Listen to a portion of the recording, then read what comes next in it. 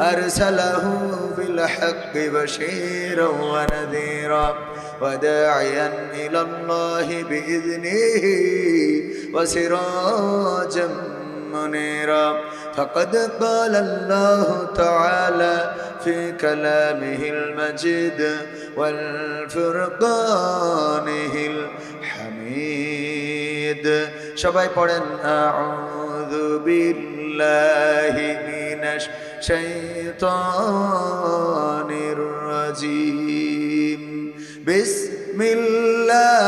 বিসমিল্লাহির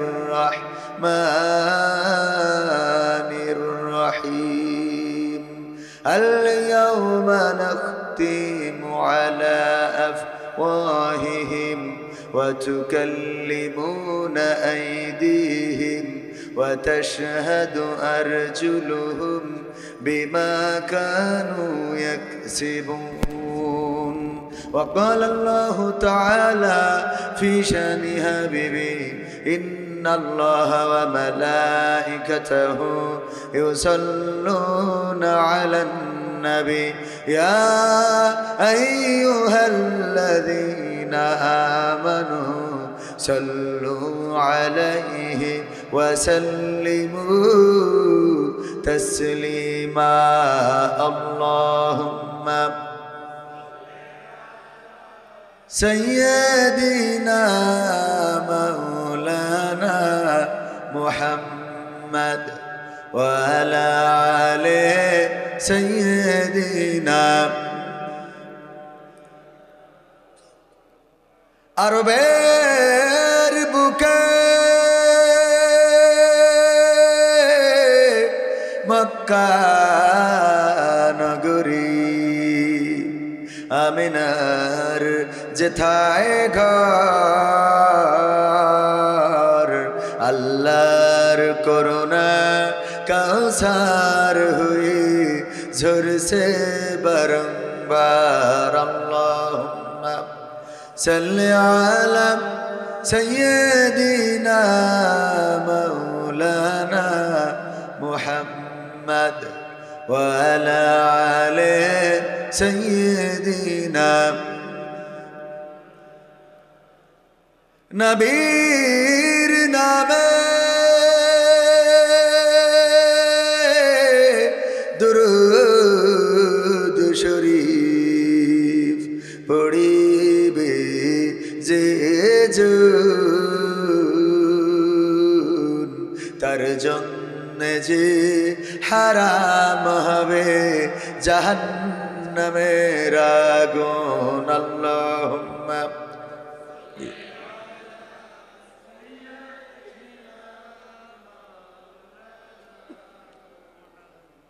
وعلى آل سيدنا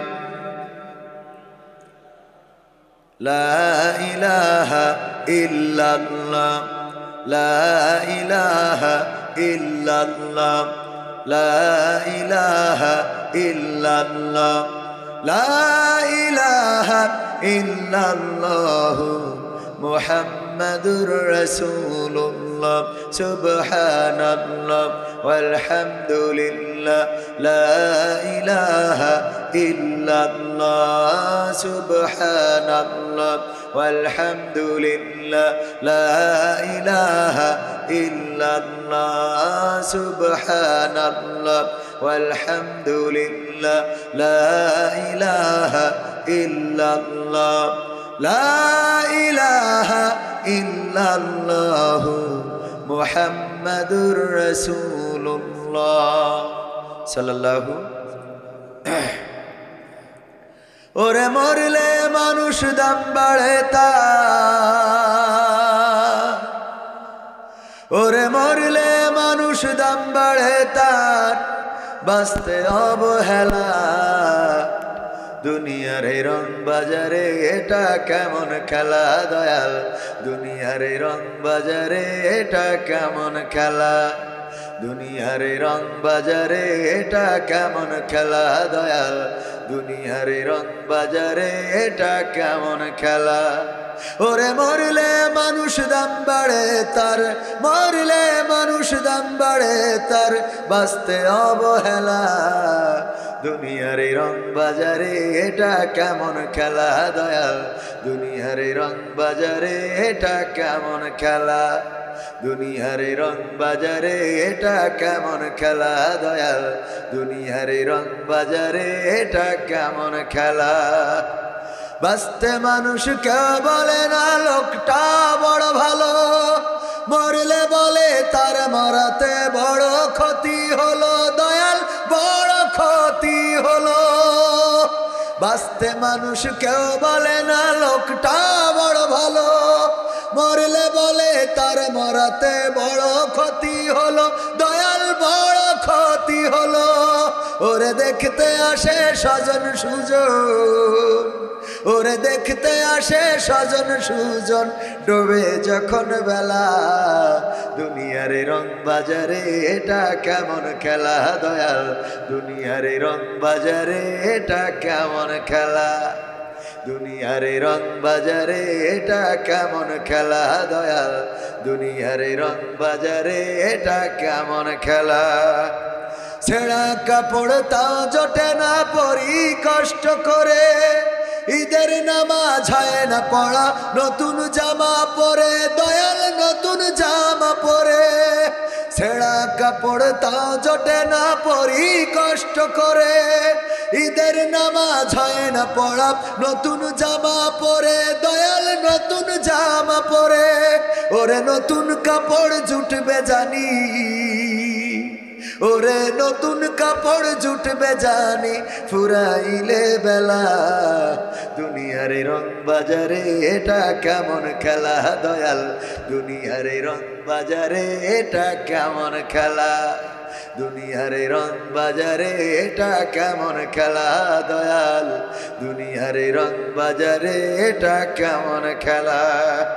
ভাঙা ঘরে দিন ভাঙা ঘরে দিন কেটে যাই, বছর ঘুরে যুগ, এই জীবনে পাইলাম না তো একটু ভাবের সুখ দয়াল, একটু ভাবের সুখ। ভাঙা ঘরে দিন কেটে যাই, বছর ঘুরে যুগ, এই জীবনে পাইলাম না তো একটু ভাবের সুখ দয়াল, একটু ভাবের সুখ। ওরে মরলে আসে ঘর বানাতে, ওরে মরলে আসে ঘর বানাতে, করে না অবহেলা। দুনিয়ার রং বাজারে এটা কেমন খেলা দয়াল, দুনিয়ার রং বাজারে এটা কেমন খেলা, দুনিয়ার রং বাজারে এটা কেমন খেলা দয়াল, দুনিয়ার রং বাজারে এটা কেমন খেলা। ওরে মরলে মানুষ দাম বাড়ে তার, ওরে মরলে মানুষ দাম বাড়ে তার, বাঁচতে অবহেলা। দুনিয়ার রং বাজারে এটা কেমন খেলা দয়াল, দুনিয়ার রং বাজারে এটা কেমন খেলা, দুনিয়ার রং বাজারে এটা কেমন খেলা দয়াল, দুনিয়ার রং বাজারে এটা কেমন খেলা। মারহাবা বলা যাবে না? মানে গান শুনে সব নীরব হয়ে গেছেন, নীরব হওয়া যাবে? আমরা নীরব হব না, নিস্তব্ধ হব না, আমরা জাগবো, আমরা জেগেছি, আমরা এই সমাজ গড়তে চাই, এই সমাজ বিনির্মাণ করতে চাই, ঠিক কিনা? বাংলার মানুষ জেগেছে। শাকিব খান, শাহরুখ খান আসলেও যত লোক না হয়, এখন ডক্টর মিজানুর রহমান আজহারি আসলে তার থেকে বেশি লোক হয়, ঠিক না বেঠিক? পরিবর্তন আসছে, পরিবর্তন আসবে, ইসলামের দিকেই মানুষ ধাবিত হবে। জনাব মুহতারাম আমাদের মাওলানা মুর্শিদ আলম সাহেব, ওনার সাথে মনে হয় 3-4 বছর ধরে প্রোগ্রাম করছি। একসময় এর থেকে আরো ছোট মাহফিল করতাম, মাহফিলগুলোর প্যান্ডেল করা হতো কিন্তু লোকজন আসতো কম, অনেক আশা নিয়ে প্যান্ডেল করতো। আলহামদুলিল্লাহ এখন তো প্রায় প্রতি মাহফিলেই যথেষ্ট লোক হচ্ছে। তার মানে এটা কিন্তু আমাদের কৃতিত্ব না, এটা কিসের কৃতিত্ব? এটা কোরআনের কৃতিত্ব। আমরা যদি কোরআনের পথে না থাকতাম, কোরআনের পক্ষে না থাকতাম, তাহলে মসজিদের সামনে এখানে আমাদেরকে বলতে দেয়া হতো লালন সঙ্গীত গায় কুষ্টিয়ার বিখ্যাত শিল্পী, গোটা বাংলাদেশ না গোটা বিশ্বে পরিচিত এই লালন শিল্পীরে তো এখানে আনা হয় নাই, ঠিক কিনা? যত বড় শিল্পী হোক না কেন, লালন শিল্পীকে এই স্টেজে কি গাইতে দেয়া হবে? হবে না, কারণ এই মর্যাদা এসেছে কোরআনের জন্য। বলেন ঠিক না? লালন শিল্পীর মধ্যে নাই, এই জন্য এই মর্যাদা আসে নাই। গতকালকের পেকুয়ায় যে মাহফিল হয়ে গেল, এত বড় মাহফিল, বাংলাদেশে অন্তত 15 লক্ষ মানুষের সমাগম ঘটেছে। ডক্টর মিজানুর রহমান আজহারীকে যারা বাংলাদেশ থেকে বিতাড়িত করেছিল, তারা আজকে বাংলাদেশ থেকে বিতাড়িত হয়ে গেছে। বরং আজহারী ভাই ফিরে আসার পরে এখন বাংলাদেশে যেন যুবরাজ ফিরে এসেছে। তাফসীর অঙ্গনে একটা নবোদ্যমে গণজোয়ার সৃষ্টি হয়েছে। এই জোয়ার থামানোর মতো কোনো শক্তি আর বাংলাদেশে কোনোদিন মাথা চাড়া দিয়ে উঠবে না। ঠিক না বেঠে? আমরা উঠতে দেব না। আমরা ইসলাম বিদ্বেষী শক্তিকে এই দেশে উঠতে দেব না। আর ইসলাম বিদ্বেষী শক্তি শুধুমাত্র নাস্তিক, রাম বা মোরা নয়, কিছু আল্লাহর ওলিরাও আছে না নাই? আমি একটা স্ট্যাটাস দেখলাম, এটা একটু শুরুতে বলা উচিত, আমি সংরক্ষণ করে রেখেছি। আমার দেশের একজন গর্ভবতী লেখক, না গর্বিত লেখক, গর্ভবতী বলতে হবে, এই লেখকের নাম হলো তাসলিমা নাসরিন। কি লিখেছে? লিখেছে বাঙালি মুসলমান জাতটা নষ্ট হয়ে গেছে, একে নিয়ে আর আশা নেই। মিজানুর রহমান আজহারী নামের এক লোক গাঁজাখুরি সব ইসলামের গল্প বলেন, সঙ্গে সুরেলা গলায় গেয়ে দেন কোরআনের আয়াত, যে আয়াতের মাথা মুন্ডু কিছুই বুঝে আসে না। বলেন নাউজুবিল্লাহ। নষ্ট জাত। কক্সবাজারে হেলিকপ্টার থেকে নেমে আজহারী মুঘল সম্রাটের মতো সিংহাসনে বসে 2 ঘন্টা নষ্ট জাতের নষ্ট মগজ আরও নষ্ট করে সম্ভবত কোটি টাকা পকেটে নিয়ে বাই বাই বলেন। আজহারীর ঠিক কিনা প্রশ্নের উত্তরে ঠিক ঠিক বলার জন্যে জড়ো হয়েছিল 15 লাখ লোক। এই নষ্টজাত আজহারীর ভক্ত হবে, পাকিস্তানপন্থী হবে, ইসলামান্ধ হবে, জিহাদে ঝাঁপ দেবে, জঙ্গি সমর্থক হবে। এতে অবাক হওয়ার কিছু নেই। মাঝে মাঝে কেন যে তারপর অবাক হই, আশায় বুক বাঁধি বুঝি না। বলেন নাউজুবিল্লাহ। এই স্ট্যাটাসটা পড়ার যদি বলেন কেন পড়লেন, এটার পড়ার পিছনে কারণ আছে। 2 ঘন্টা আলোচনা করেছেন, এই আলোচনাটা স্বীকার করেছেন তসলিমা নাসরিনও। করেছে না করে নাই? অথচ আমার বাংলাদেশের একদল আলেম ওলামা 2 মিনিটের মুনাজাত নিয়ে টানাটানি শুরু করেছে। খেয়াল করেছেন আপনারা যে আজহারী বেদাত চালু করছে? মুনাজাত, সম্মিলিত মুনাজাত কোথায় পাইলো, কিভাবে পাইলো, কেমনে করলো? 2 ঘন্টা যে আলোচনা করেছে, সব মিলান হয়ে গেল 2 মিনিটের মুনাজাতে। আমার কথা বোঝেন নাই মনে হয়? সারা জীবনের অর্জন আল্লাহ রাব্বুল আলামিন ও মিজানের পাল্লা রেখেছেন, ওজন দিবেন আমল নামায়, পরিমাপ করবেন। ভালো কাজ ভারী হইলে জান্নাত, খারাপ কাজ ভারী হইলে জাহান্নাম। ঠিক না বেঠিক? কোরআনের কথা না আমার কথা? কোরআনের কথায় মিজান তৈরি করেছেন। তার মানে আল্লাহ জানেন বান্দা ভালো আর মন্দ করবে, এটা থেকে ভালো বেশি হইলে মন্দ সব বাদ। বলেন সুবহানাল্লাহ। আমল নামা ডান হাতে পাইলে মন্দ সব বাদ। তো 2 ঘন্টা আলোচনা করলেন ডক্টর মিজানুর রহমান আজহারী। অনেক মেসেজ দিলেন, বললেন ঐক্যই শক্তি, ঐক্যই শান্তি। তিনি বললেন যে একা যদি থাকো তাহলে এটা একক, কিন্তু ঐক্য যদি সবাই একসাথে হও সেটা হলো ঐক্য। আর এই ঐক্যই শক্তি, আর এই শক্তির সাথে নিয়ে যদি চলতে পারেন তবেই বিজয় আসবে। মেসেজ দিলেন বাংলাদেশের মানুষের। আর আমার দেশের আলেম ওলামা আছে 2 মিনিটের মোনাজাত নিয়ে। তসলিমা নাসরিন আর এই জাতীয় আলেমদের মধ্যে কোনো পার্থক্য নাই। যেই তসলিমা নাসরিনকে বাংলাদেশের মানুষ বিতাড়িত করেছে, ভারতে বসেও তারা আজহারীর পিছনে, সাইদির পিছনে, আলেম ওলামার পিছনে, ইসলামী আন্দোলনের পিছনে, কোরআনের পিছনে, আল্লাহ রাসূলের পিছনে লাগে। আর আমার দেশের কিছু তাদের প্রেতাত্মা আছে যারা, ওরা তো সরাসরি ইসলামের বিরুদ্ধে লেগেছে, আর এরা ইসলামের মোড়ক গায়ে দিয়ে ইসলামের বিরুদ্ধে কথা বলে। সবচেয়ে নিরীহ জাতিগোষ্ঠী ছিল, সেই জাতিগোষ্ঠীর নাম হলো তাবলীগ জামাত। আওয়ামী লীগ, যুবলীগ, ছাত্রলীগ, কৃষক লীগ, প্রবাসী লীগ, অনাথ লীগ, অসহায় লীগ, আনসার লীগ, ভিডিপি লীগ, রিক্সা লীগ, শ্রমিক লীগ, ফকির লীগ, এর মধ্যে তাবলীগ। মিল আছে না নাই? ওদের যদি বলতাম ইসলামী আন্দোলনের জন্য রাজপথে নামতে হবে, কোরআন কায়েমের জন্য, বলতো আমরা নিরীহ মুসলমান, আমরা আল্লাহওয়ালা নবীওয়ালা কাজ করে বেড়াই, আমাদের ক্ষমতার চেয়ার নিয়ে পাড়াপাড়ি বাড়াবাড়ি এগুলো আমরা পছন্দ করি না। বলতো না? বলতো না? আমি কিন্তু তাবলীগ জামাতের বিরুদ্ধে নই। আমার মূল বক্তব্য হলো বিশ্ব ইস্তেমার মাঠে নিজেদের চেয়ার ভাগাভাগি নিয়ে দুই গ্রুপের মধ্যে মারামারি করে 4 জন নিরীহ মুসলমানকে জবাই করা হয়েছে। ওগো আমার ভাইয়েরা, যারা ক্ষমতার জন্য রাজপথে নামে না, তারা তাদের চেয়ার রক্ষার জন্য 4 জন মানুষকে হত্যা করলো কোন আন্দাজে জানতে চায়? ভালো মানুষগিরি দেখাও, ভালো মানুষের মুখোশ পরে, ভালো মানুষের লেবাস পরে আর বাংলাদেশে ভালো কথা বললে বাঙালি জাতি মানবে না। কারণ বীর বাঙালি বুঝেছে ভালো কারা মন্দ কারা। এই জন্য এখন হিন্দুরাও জামাত ইসলাম করছে। আবার এটা রাজনীতিতে নিয়ে যেয়েন না, অন্তত জামাত বাদ দিলেও ইসলাম করতেছে। ঠিক না বেঠিক? সত্য বলছি না মিথ্যা বলছি? কারণ বুঝতে পেরেছে যে ইসলাম ছাড়া শান্তি নাই। আর সেই ইসলামের সুরাত সিরত যাদের মধ্যে আছে, অন্যতম যে দলটা, সেটা বুঝতে পারার কারণে এখন হিন্দুরা বলতেছে আমরা হিন্দু থাকি, তাও অন্তত এই দলের সাথে যাই। ঠিক না বেঠিক? আর আমার দেশের মুসলমানেরা কয় রাজনীতি চলবে না। ঠিক না বেঠিক? রাজনীতি চলবে না।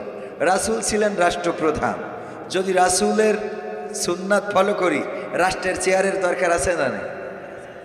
রাসূল সাল্লাল্লাহু আলাইহি ওয়াসাল্লামের সাহাবারা ছিলেন এক এক জায়গার গভর্নর, এক একটা প্রদেশ শাসন করেছেন, এক একটা ইউনিয়ন, এক একটা গ্রাম শাসন করেছেন।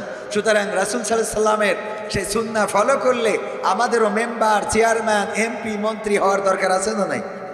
তো এটা তো রাজনীতির কথা নয়, এটা রাসূল সাল্লাল্লাহু আলাইহি ওয়াসাল্লামের তরিকা। আল্লাহ রাব্বুল আলামিন সেভাবেই পাঠিয়েছিলেন। হুয়াল্লাযী আরসালা রাসূলাহু বিল হুদা ওয়া দীনিল হক লিইয়ুযহিরাহু আলা দীনি কুল্লিহি ওয়ালাউ কারিহাল মুশরিকুন কাফিরুন। কয়েক জায়গায় কয়েকভাবে এসেছে। সম্মানিত ভাইয়েরা, আল্লাহ রাব্বুল আলামিন বললেন আমি রাসূলকে পাঠালাম সত্য দিন সহকারে, যেন তিনি সকল মতাদর্শের উপরে আমার দিনকে এবং হেদায়েত সহকারে, সত্য দিন এবং হেদায়েত সহকারে পাঠালাম, যেন সব মতাদর্শের উপরে কার মতাদর্শকে কায়েম করে দেখায়। কার? চিল্লায় বলেন কার? আল্লাহর নাম বলতে কি কষ্ট হয়? কবরে যাওয়ার পরে প্রশ্ন করবে মান রব্বুকা, প্রথমেই তো বলতে হবে রব্বি আল্লাহ। আপনি ওখানে বলতে পারবেন না মান রব্বুকা মাই শেখ হাসিনা। হবে? কাজ হবে? মান রব্বুকা নরেন্দ্র মোদী। অনেকের তো রব নরেন্দ্র মোদী মানে না। রব মানে কি? রব মানে কি? প্রতিপালক, ইলাহ, এই জাতীয় মালিক। তো এই মালিক, আমাদের যাদের আল্লাহ মালিক, আমরা বিপদে পড়ি, মুসিবত থাকি, কারণ জানি এখানেও আল্লাহ আছে। ঠিক না বেঠিক? আর যারা মনে করে বাংলাদেশে আল্লাহ নেই, একমাত্র ভারতে আছে, তাই তাদের আল্লাহর মধ্যে পার্থক্য আছে। কথা কয় না? তারা যদি রব হিসাবে আল্লাহকে মানত, তাহলে কারাগারের জেলকে ভয় পেত না। 16টা বছর এই বাংলার মানুষের জন্য যারা এতটা করে গেল, 1971-এ দেশ এনে দিল, আবার 1996-এ আসলো, আবার 2008-এ আসলো, তারপরে 2024 পর্যন্ত পদ্মা সেতু দিল, মেট্রো রেল দিল, টানেল দিল, রাস্তা দিল, কলকারখানা দিল, বিয়ে দিল, ঘর দিল, বউ দিল, বাড়ি দিল, বিউটি পার্লার দিল, ব্লাউজ দিল। এরপরেও এই দেশে থাকতে পেল না।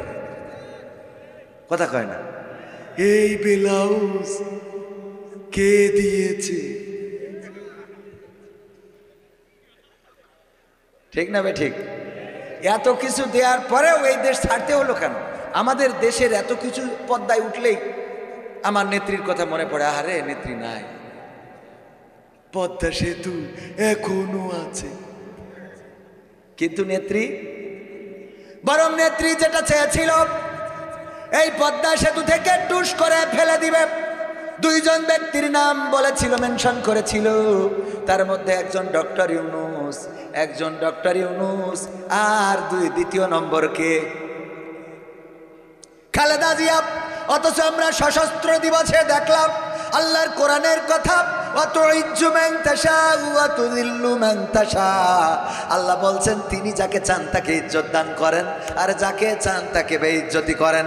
দেখেন ডক্টর ইউনূস, সে বসে গেল সেই চেয়ারে, যেই চেয়ার থেকে বলেছিল ফেলে দিবে, টুস করে পদ্মায় সুবানি খাওয়াবে। আর পাশে বসলো খালেদা জিয়া, যেই 2 জনরে সুবানি খাওয়ার কথা, ওই 2 জন ওই চেয়ারে। আর এখন আমার নেত্রী সুবানি খায়, বলেন ঠিক কিনা? এরপরেও যারা আল্লাহর প্রতি বিশ্বাস নেই, যারা এরপরেও আল্লাহকে মানতে চায় না, আল্লাহকে মানার জন্য আর কোনো নিদর্শনের দরকার হয় না। দেখেন মাননীয় জননেত্রী সাবেক শেখ হাসিনা, তাকে রক্ষার জন্য বিজিবি, পুলিশ, আর্মি, বিডিআর, দাদার দেশের সৈন্যবাহিনী কত কি এমন র ছিল, তারপরে ইসকন ছিল। আর আমার রাজপথে নামলো ছোট ছোট বাচ্চা শিশুরা, আগে নেমেছে বিএনপির ফখরুল ইসলাম আলমগীরেরা, জামাতের বড় বড় নেতারা, হেফাজতের নেতারা, এমনি ভাবে প্রতিটা দলের নেতারা নেমেছে। চেয়ার থেকে কেউ টেনে নামাইতে পারে নাই। কথা কয় না, পেরেছে না, কেউ পারল না। কত বড় বড় পালোয়ান সব ফেল মেরে গেল। ফেল তো শুধু মারল না, বরং তাদের ধরে নিয়ে ফাঁসির কাস্টে ঝুলালো। কাউকে আবার ক্রস ফায়ার দিল।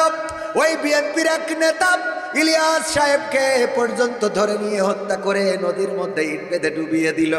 আর কোরআনের খাদেম যারা, ইসলামী আন্দোলনের নেতা যারা, আল্লামা আমাদের মাওলানা শহীদ নিজামী রাহিমাহুল্লাহ থেকে শুরু করে দেলওয়ার হুসাইন সাইদি পর্যন্ত বাঁচতে দেয়া হলো না। ওগো আমার ভাইয়েরা, এত কিছুর পরেও দেখেন সব রাস্তা ক্লিয়ার। যারা নেতৃত্ব দেবে সব তো মারা পড়ে গেল, শহীদ হয়ে গেল, পৃথিবী ছেড়ে চলে গেল। কাউকে বিদেশে পাঠিয়ে দেয়া হলো, কারো মাজা ভেঙে দেওয়া হলো। শফিকুল ইসলাম মাসুদ ভাই খুঁজা হয়ে গেল, মামুনুল হক জেলখানায়, আমির হামজা কারাগারে, তারপরে আমার আজহারি ভাই তাকেও বিদেশে পাঠানো হলো। এই বাংলাদেশে নেতৃত্ব দেওয়ার মতো কাউকে আর তেমন দেখা গেল না। যারা নেতৃত্ব দেবে 50টা 100টা করে মামলা ছিল না, মামলা ছিল। একটু রাস্তায় নামলেই কেসের অভাব নাই। ওই আমার যশোরে কোন জায়গায় কিটা তাল গাছ মেরে নিয়েছে, এইখানে চেয়ারম্যানের নামে মামলা, ঠিক না বেঠিক? আবার যে মরি গেছে ওর নামেও আছে, যে যদি আবার বেশি ওঠে তাহলে ধরবো। বেঁচে উঠার পরে ধরা হবে। এমনি ভাবে সব করা হলো, সব প্রস্তুতি সমাপ্ত হয়ে গেল। অন্য 3বারের নির্বাচনের সেই পরের নির্বাচনটা অনেকেই বলেছে গ্রহণযোগ্য ছিল। এখানে প্রতিদ্বন্দ্বী ছিল ডামি প্রার্থী বলে আবার প্রার্থী দাঁড় করানো হয়েছিল। এত কিছুর পরেও দেখেন কিছু না, শুধুমাত্র আমার বাচ্চা শিশুরা, নাবালক, তারা রাজপথে নেমে আসলো আর বলল আবু সাইদ হতে চায়, মুগ্ধ হতে চায়, আমার ভাইয়ের শাহাদাতের শাস্তি চায়, মরতে চায়। কিন্তু এই দেশে আর স্বৈরাচার চায় না। তাদের এই ছোট্ট ছোট্ট বাচ্চা শিশুদের আন্দোলনে কোথার বিজিবি, কোথার বিএসএফ, কোথার র্যাব, কোথার এনএসআই, কোথার ডিজিএফআই, কোথার পালোয়ান, সব পালিয়ে গেল। এমনকি আমার নেত্রী পর্যন্ত ইন্টারনেট বন্ধ করে চলে গেল। তার মানে জুলুম কোনোদিন টেকে না। যদি কেউ জামাতেরও হয়, যদি মাওলানা মুর্শিদ আলম হয়, যদি জুলুম করে, উনি কি টিকবে? মাওলানা মুর্শিদ আলম যদি জুলুম করে, চেয়ারম্যান হওয়ার পরে যদি ত্রাণের চাল মেরে খায়, যদি চেয়ারম্যান হয়, নির্বাচিত করানো হয় মাওলানা মুর্শিদ আলমকে, উনি নির্বাচিত হওয়ার পরে বিধবা ভাতার কার্ড যদি শালীর নামে দেয়, হ্যাঁ, আমার শালীর নামে এটা দিতে হবে, শালীর নামে যদি দেয়, মাওলানা বলে কি ছেড়ে দেওয়া হবে? না, ছাড়া হবে না। জনগণের অধিকার বুঝে নিতে হবে। আর জনগণ যখন তার নিজের অধিকার বুঝে নিতে না পারে না, তখন সাহায্য এসে যায় কার? আমি এই কথাটা কেন বললাম? এত কিছু পরিবর্তনের পরেও যদি আপনার হেদায়েত না হয়, আপনি যদি আল্লাহর নিদর্শন খুঁজে না পান, তাহলে বুঝতে হবে আপনার আর হেদায়েত হবে না। খতামাল্লাহু আলা কুলুবিহিম ওয়া আলা সামঈহিম ওয়া আলা আবসারিহিম গিশাওয়াত ওয়া লাহুম আযাবুন আযীম। আমার আল্লাহ বলছেন ওদের অন্তরে এবং কানের উপরে পড়ে আছে, অন্তরের উপরে এবং কানের উপরে সিল মেরে দিছি, অন্তরে সিল মেরে দিছি, কানে আর চোখের উপরে পড়ে আছে আবরণ। ওরা দেখবেও না, শুনবেও না, অন্তরের মধ্যে সিল মারা। যত যাই করেন, যেভাবেই বলেন, ওদের হেদায়েত হবে না। ওদের আপনি কোনোভাবেই হেদায়েতের রাস্তায় পরিচালিত করতে পারবেন না। কথাটা কার? চিল্লায় বলেন, কথাটা কার? আল্লাহ রাব্বুল আলামিন এত সুন্দর করে সব কথা বলে দিয়েছেন। ওগো আমার ভাইয়েরা, ওগো আমার কলেজার টুকরারা, ওগো আমার যুবকেরা, এই জন্যে আল্লাহর পথটাকে আঁকড়ে ধরতে হবে। আল্লাহ রাসূলের পথ যদি আঁকড়ে ধরি, তাহলে আমাদের বিপদেও তিনি আসে না নাই, সুখের সময়ও তিনি আসে না নাই। যদি আপনার কুড়ে ঘর থেকে আল্লাহকে ডাকেন, আল্লাহ, কুড়ে ঘর থেকে বিপদে পড়েছেন, ওগো আল্লাহ আর পারি না, তোমার সাহায্য কোথায়? আল্লাহ শুনতে পায় না, পায় না। আবার যদি মসজিদে এসে ডাকেন আল্লাহ, ওগো আল্লাহ বিপদে পড়েছি, তোমার সাহায্য কোথায়? মসজিদ থেকেও শোনে ফাঁকা প্রান্তরে, যেখানে কেউ নাই, কোনো মানুষ নাই, জনগণ নাই, জনতা নাই, ওই ফাঁকা প্রান্তর থেকেও যদি ডাক দেন আল্লাহ আল্লাহ, আল্লাহ শোনেন না, শোনেন না, শোনে না, শোনে না। অথচ বিপদে পড়ার পরে হঠাৎ রাত 12টার সময় যদি আপনার শরীরটা ধরে নেন যে স্ট্রোক করবেন এমন অবস্থা, দম বন্ধ হয়ে যায়, অথবা চোখে ঝাপসা দেখতেছেন, উঠতে পারছেন না, মাথাটা ঘুরানি দিয়ে পড়ে যান, এর জন্য ডাক্তার যদি ডাকতে হয়, গ্রামে যদি ডাক্তার থাকেও তাও 5-10 মিনিটের দরকার আছে না নাই? আবার যদি হাসপাতালে নিতে হয় তাও 1 ঘন্টার দরকার, খোকসা বা কুষ্টিয়ায় যদি নিতে হয় 1-1.5 ঘন্টার দরকার আছে না নাই? 1-1.5 ঘন্টা লাগে ডাক্তারের কাছে পৌঁছাতে। যদি আবার স্ত্রীকেও বলেন, স্ত্রীর ঘুম ভাঙাইতে 3-5 বার ডাকা লাগে। যদি মাকে বলতে চান আর একটা ঘরে ঘুমায়, মায়ের দরজায় যে টক টক করে ধাক্কা দেওয়া লাগবে, মা ওঠেন, আমার তো শরীরটা অসুস্থ মা, এমনি ভাবে ডাকা লাগবে, ডেকে উঠানো লাগবে। কিন্তু যে বিপদেই পড়েন না কেন, 1 সেকেন্ডের মধ্যে যে শব্দটা উচ্চারণ করলে ডাকে সাড়া দিবেন, তিনি হলেন আল্লাহ। সুবহানাল্লাহ। 1 সেকেন্ড আল্লাহ, গুলি লেগেছে আল্লাহ, অ্যাক্সিডেন্ট করেছেন আল্লাহ, বাড়ির মানুষ জানার আগে আল্লাহ জানতে পারেন, বাড়ির মানুষ শোনার আগে আল্লাহ শুনতে পারেন, বন্ধুদের কাছে বলার আগে আল্লাহ জেনে যায়। অনেক ঘটনা দেখে যাবেন না, আপনি না চাইতেই কেমন করে হয়ে গেল। আপনি মনে মনে করেছেন দিয়ে দেওয়ার মালিক কি? দিয়ে দেওয়ার মালিক কে? মুস্তাজাবুদ দাওয়া হতে হবে। মুস্তাজাবুদ দাওয়া তো বোঝেন, যার দোয়া আল্লাহ কবুল করেন, যে দোয়া করে, যাই দোয়া করে আল্লাহ কবুল করে নেন। আল্লাহর নবী সাল্লাল্লাহু আলাইহি ওয়াসাল্লাম ছিলেন সবচেয়ে বড় মুস্তাজাবুদ দাওয়া। আল্লাহর নবী যেটা চাইতেন হাত তুলে চাইলেও দিত, হাত না তুলে চাইলেও দিত। এমনকি আল্লাহর নবীর দাদা আব্দুল মুত্তালিবও অনেকটাই মুস্তাজাবুদ দাওয়া ছিলেন। তিনি কাবাঘর রক্ষণাবেক্ষণ করতেন। যখন আব্রাহা আসলো কাবাঘর ভাঙার জন্য, আব্দুল মুত্তালিব উনি শুনলেন আব্রাহা হস্তি বাহিনী নিয়ে আসছে কাবাঘর ভাঙার জন্য। এই কথা শোনার পরে ভয় পেয়ে গেলেন যে আরে এই হস্তি বাহিনীকে আমি কেমন করে থামাবো গো আল্লাহ, ও গো আল্লাহ, এমন তো সামর্থ্য নাই। হঠাৎ করে কাজের লোক এসে বলল আপনার উটগুলো আব্রাহার সেনাবাহিনী ধরে নিয়ে গেছে। আব্দুল মুত্তালিব চলে গেলেন আব্রাহা বাদশার যে তাঁবুটা ছিল সেই তাঁবুতে যাওয়ার পরে বললেন আব্রাহা তোমার কাছে এসেছি, কে তুমি? আমি আব্দুল মুত্তালিব, কাবাঘর রক্ষণাবেক্ষণ করি, দেখাশোনা করি। ও ঠিক আছে, তুমি যেহেতু এসেছো কি বলতে চাও? তোমার সৈন্যবাহিনী আমার উট দখল করে নিয়ে এসেছে, আমি উটগুলো ছাড়ানোর জন্য এসেছি। বলল ঠিক আছে, তোমার উটগুলো ছেড়ে দিলাম, খুশি কিনা? বললো হ্যাঁ খুশি হয়ে গেলাম। ঠিক আছে যাও। আবার ডাক দিল আব্দুল মুত্তালিব, শোনো, শুনলাম তুমি কাবাঘর দেখাশোনা করো, রক্ষণাবেক্ষণ করো, অথচ আমার কাছে আসলে তোমার উট দখল করে নিয়েছি, উটগুলো ফেরত চাইলে, কিন্তু একটা বারের জন্য কাবাঘরের ব্যাপারে কোনো কথা বললে না কেন? কাবাঘরটা কি রক্ষা করার দরকার নাই? আমি তো এসেছি ভাঙতে। আব্দুল মুত্তালিব বললেন আমি ওই উটগুলোর মালিক, ওই উটগুলো আমার অধীনে, আমার উটগুলো আমি ছাড়িয়ে নিতে এসেছি, আর আমি আমার উটগুলো ছাড়িয়ে নিয়ে এখন চলে যাচ্ছি। যে কাবাঘর তুমি ভাঙতে এসেছো ওই কাবাঘর তো শুধুমাত্র রক্ষণাবেক্ষণ দেখাশোনা করি আমি, ওই কাবাঘরের মালিক হলেন আল্লাহ। তিনি যদি চান তাইলে আমি যেমন করে উট ছাড়িয়ে নিলাম তেমন করে তোমার থেকে কাবাটা রক্ষণাবেক্ষণ করে নেবে। কাবাটা ছাড়িয়ে নেবেন, তেমন করেই কাবাটা ছাড়িয়ে নেবেন। তারপর আব্দুল মুত্তালিব কি করলেন? আসলেন কাবার দরজায়, কাবার দরজায় দুটি হাত রাখলেন, তারপরে বললেন হে রব। আল্লাহ রাসূল তখনও পৃথিবীতে আসে নাই। 50 দিন পরে আল্লাহ রাসূলের জন্ম হয়েছে, কোন বর্ণনায় এসেছে 60 দিন পরে জন্ম হয়েছে। তার মানে রাসূল সাল্লাল্লাহু আলাইহি সাল্লাম মা আমিনার গর্ভে ছিলেন, আমিনার গর্ভে ছিলেন বিশ্বনবী সাল্লাল্লাহু আলাইহি সাল্লাম।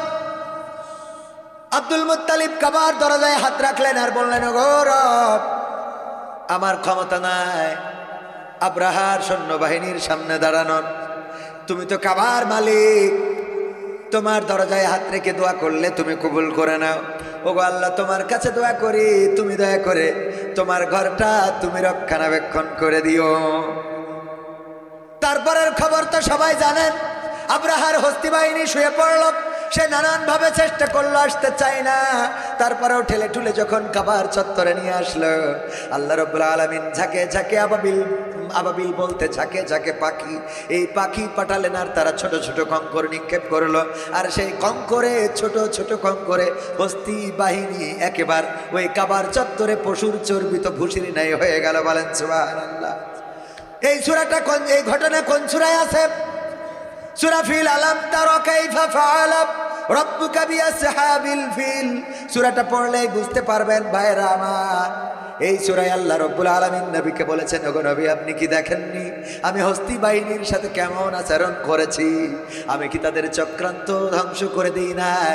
আমি তাদের উপরে প্রেরণ করেছিলাম ঝাঁকে ঝাঁকে পাখি, আর তারা নিক্ষেপ করেছিল কঙ্কর, আর ফলে তারা পশুর চর্বিত ভুসির ন্যায় হয়ে গিয়েছিল। তেমনি ভাবে এই বাংলার জমিনে যারা জুলুম করেছে, অন্যায় করেছে, অপরাধ করেছে, আলেমদেরকে জেলে ভরেছে, যারা কোরআন হাদিসের কথা বলে তাদেরকে নানানভাবে নির্যাতিত করা হয়েছে। এই মাহফিলটা চলেছে, কিন্তু এমন অসংখ্য মাহফিল ছিল বন্ধ করা হয়েছে। মাহফিল করার জন্য অনুমোদন দরকার, থানায় যেতে হবে, পুলিশকে বলতে হবে, নেতাকে দাওয়াত দিতে হবে। এমনি ভাবে সব কিছু ঠিকঠাক রাখার পরেও এক গ্রুপের দাওয়াত দেওয়া হয়েছে, আর এক গ্রুপের দেওয়া হয় নাই। ওই গ্রুপ যেয়ে বলে যে মাহফিল বন্ধ করেন, না হলে কাটি খোলা হবে। ঠিক না বে ঠিক? বন্ধ হয়েছে না হয় নাই? 144 ধারা দিল কোরআনের পক্ষে। আল্লামা দেলোয়ার হোসাইন সাইদির চট্টগ্রামের মাহফিল সহ সব মাহফিলগুলো বন্ধ করা হলো। আর আজকে কোরআনের মাহফিলগুলো উন্মুক্ত হয়ে গেছে। যেই আলেমদেরকে বলা হয়েছিল এই মুহূর্তে বাংলা ছাড়, তারা বাংলাদেশে আছে না নাই? আছে মানে কি রাজত্ব করে। আবার আমির হামজা ফিরে এসেছে, আবার মামুনুল হক স্টেজে কথা বলে, আবার আজহারি ডক্টর মিজানুর রহমান আজহারি কোরআনের ময়দানে এসেছে, মানুষকে বয়ান করে সুললিত কণ্ঠস্বর দিয়ে শোনান। এমনি ভাবে কোরআনের পক্ষে যারা ছিল সব একে একে ফিরে আসলো। শুধুমাত্র যারা মনে করেছিল এই দেশ তাদের, এই জমিন তাদের, এই বাড়ি তাদের, এই ঘর তাদের, এই নদী তাদের, এই সেতু তাদের, এই রাস্তা তাদের, আল্লাহ রাব্বুল আলামিন তাদের এমন সিদ্ধান্ত নিলেন যে গোটা সংসার ধরে নিয়ে একেবারে চলে যেতে হলো। বলেন ঠিক কিনা?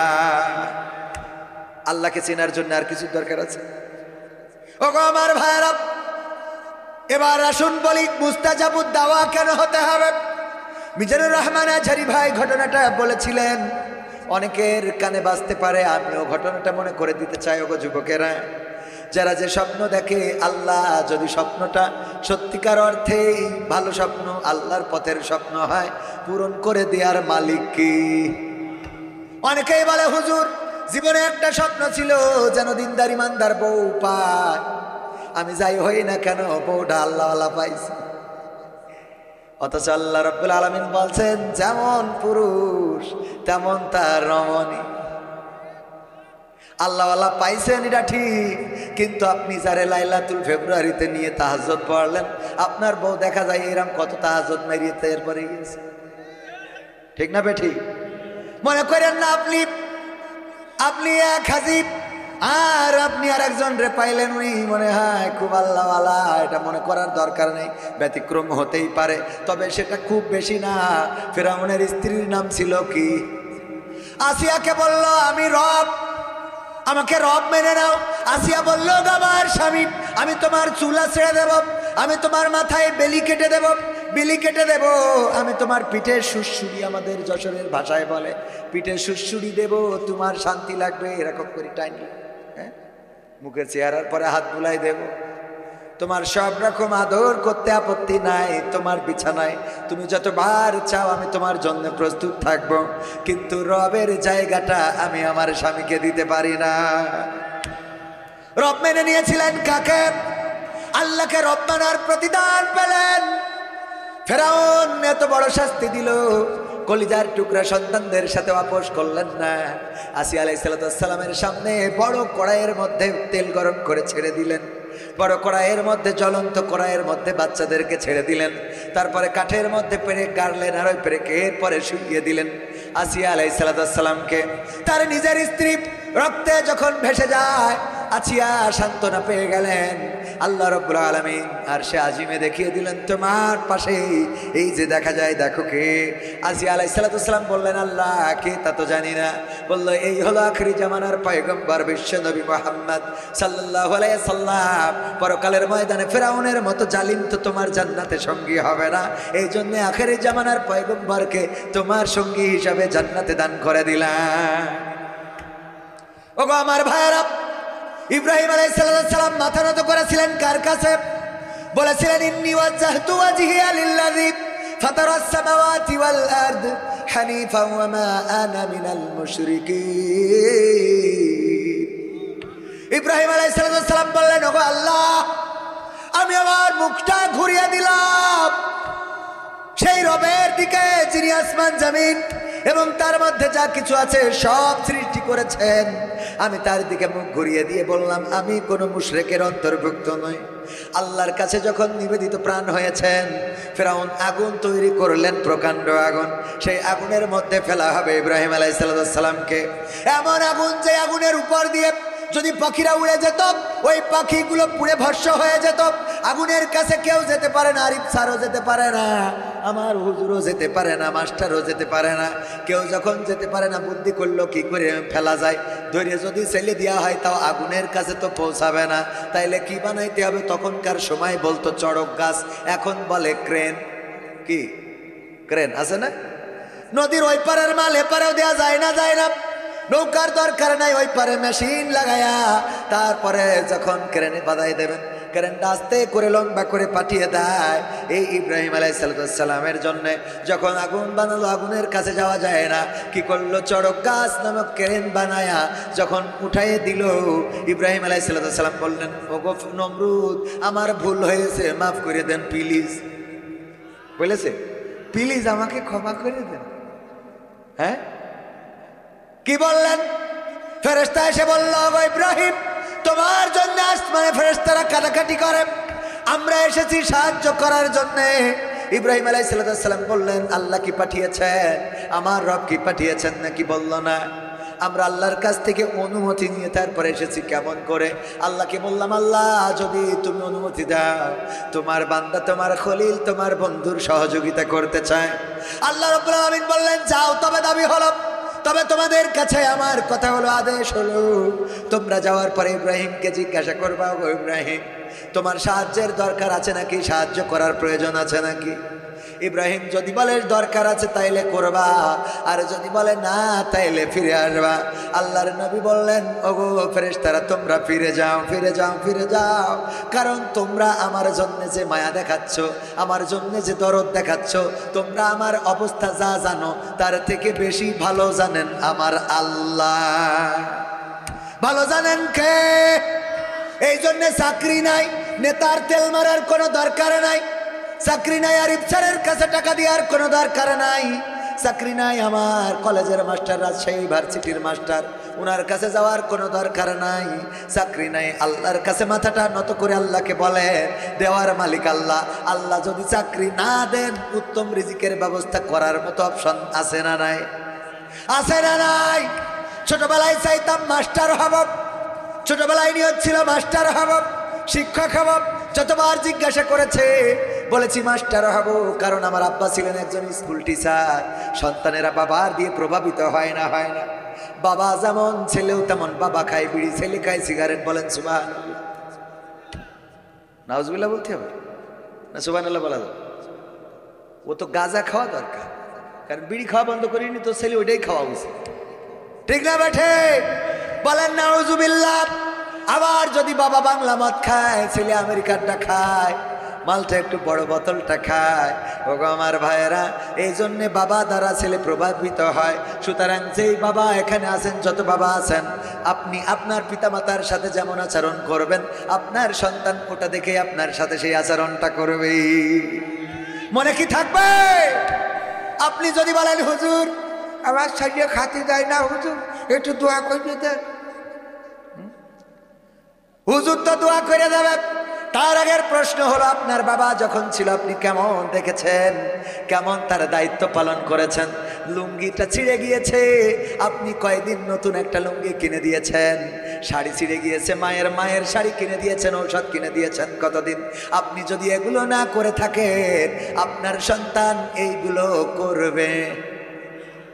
আর একটা কায়দাই করবে, যারা পিতামাতাকে খেদমত করেন নাই তাদের সন্তান মাদ্রাসায় দিতে হবে। কোথায়? মাদ্রাসায় যখন দিবেন, আজরের পেটে ইব্রাহিমের জন্ম হয়েছিল না হয় নাই? কথা কয় না? হয়েছে না হয় নাই?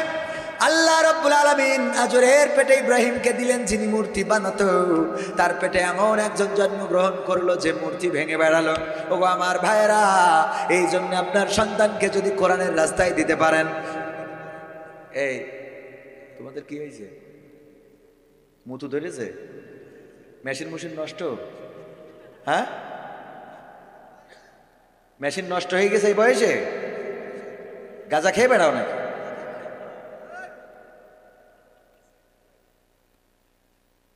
এই ওঠে কিটা কিটা দেখ, ভালো কথা ভালো লাগে না। এখন যদি বলি আপনাদের ভালো লাগবেন, বলবো ক্ষমতায় কেউ স্থায়ী হয় না, হোক না সে হাসিনা কি বারে না, সে আরটা চিরকাল থাকে না। আমরা বুঝি যে কোনটা ভালো লাগে কোনটা ভালো লাগে না, আমরা বুঝি না তা না। অনেকেই বলে এই নাট্যকার তাকে দাওয়াত দিয়েছে কেন, বলে না? শোনেন কিনা এরকম কথা? কানে আসে কিনা? আমি নাটক ছাড়াই 2 ঘন্টা আলোচনা করবো, আপনারা থাকেন, কোরআন হাদিসের আলোকেই বলে যাব যতটুকু পারি। আমি তো মুফাসসির না মুসাফির, মুসাফির হিসেবে যতটুকু হক আছে ততটুকু বলে যাব। একটা কথা বাজে কথা বলবো না, শেখ হাসিনার কথা, খালেদা জিয়ার কথা, ওবায়দুল কাদেরের কথা একটাও বলবো না, কোনো অসুবিধা নেই। কিন্তু আপনারা তো থাকবেন না। ঠিক বলছি না? ঠিক বলছি। যেই বলবো খেলা হবে, দেখেন এর মধ্যে একটা জোশ চলে গেছে। সত্যি না মিথ্যা বললাম?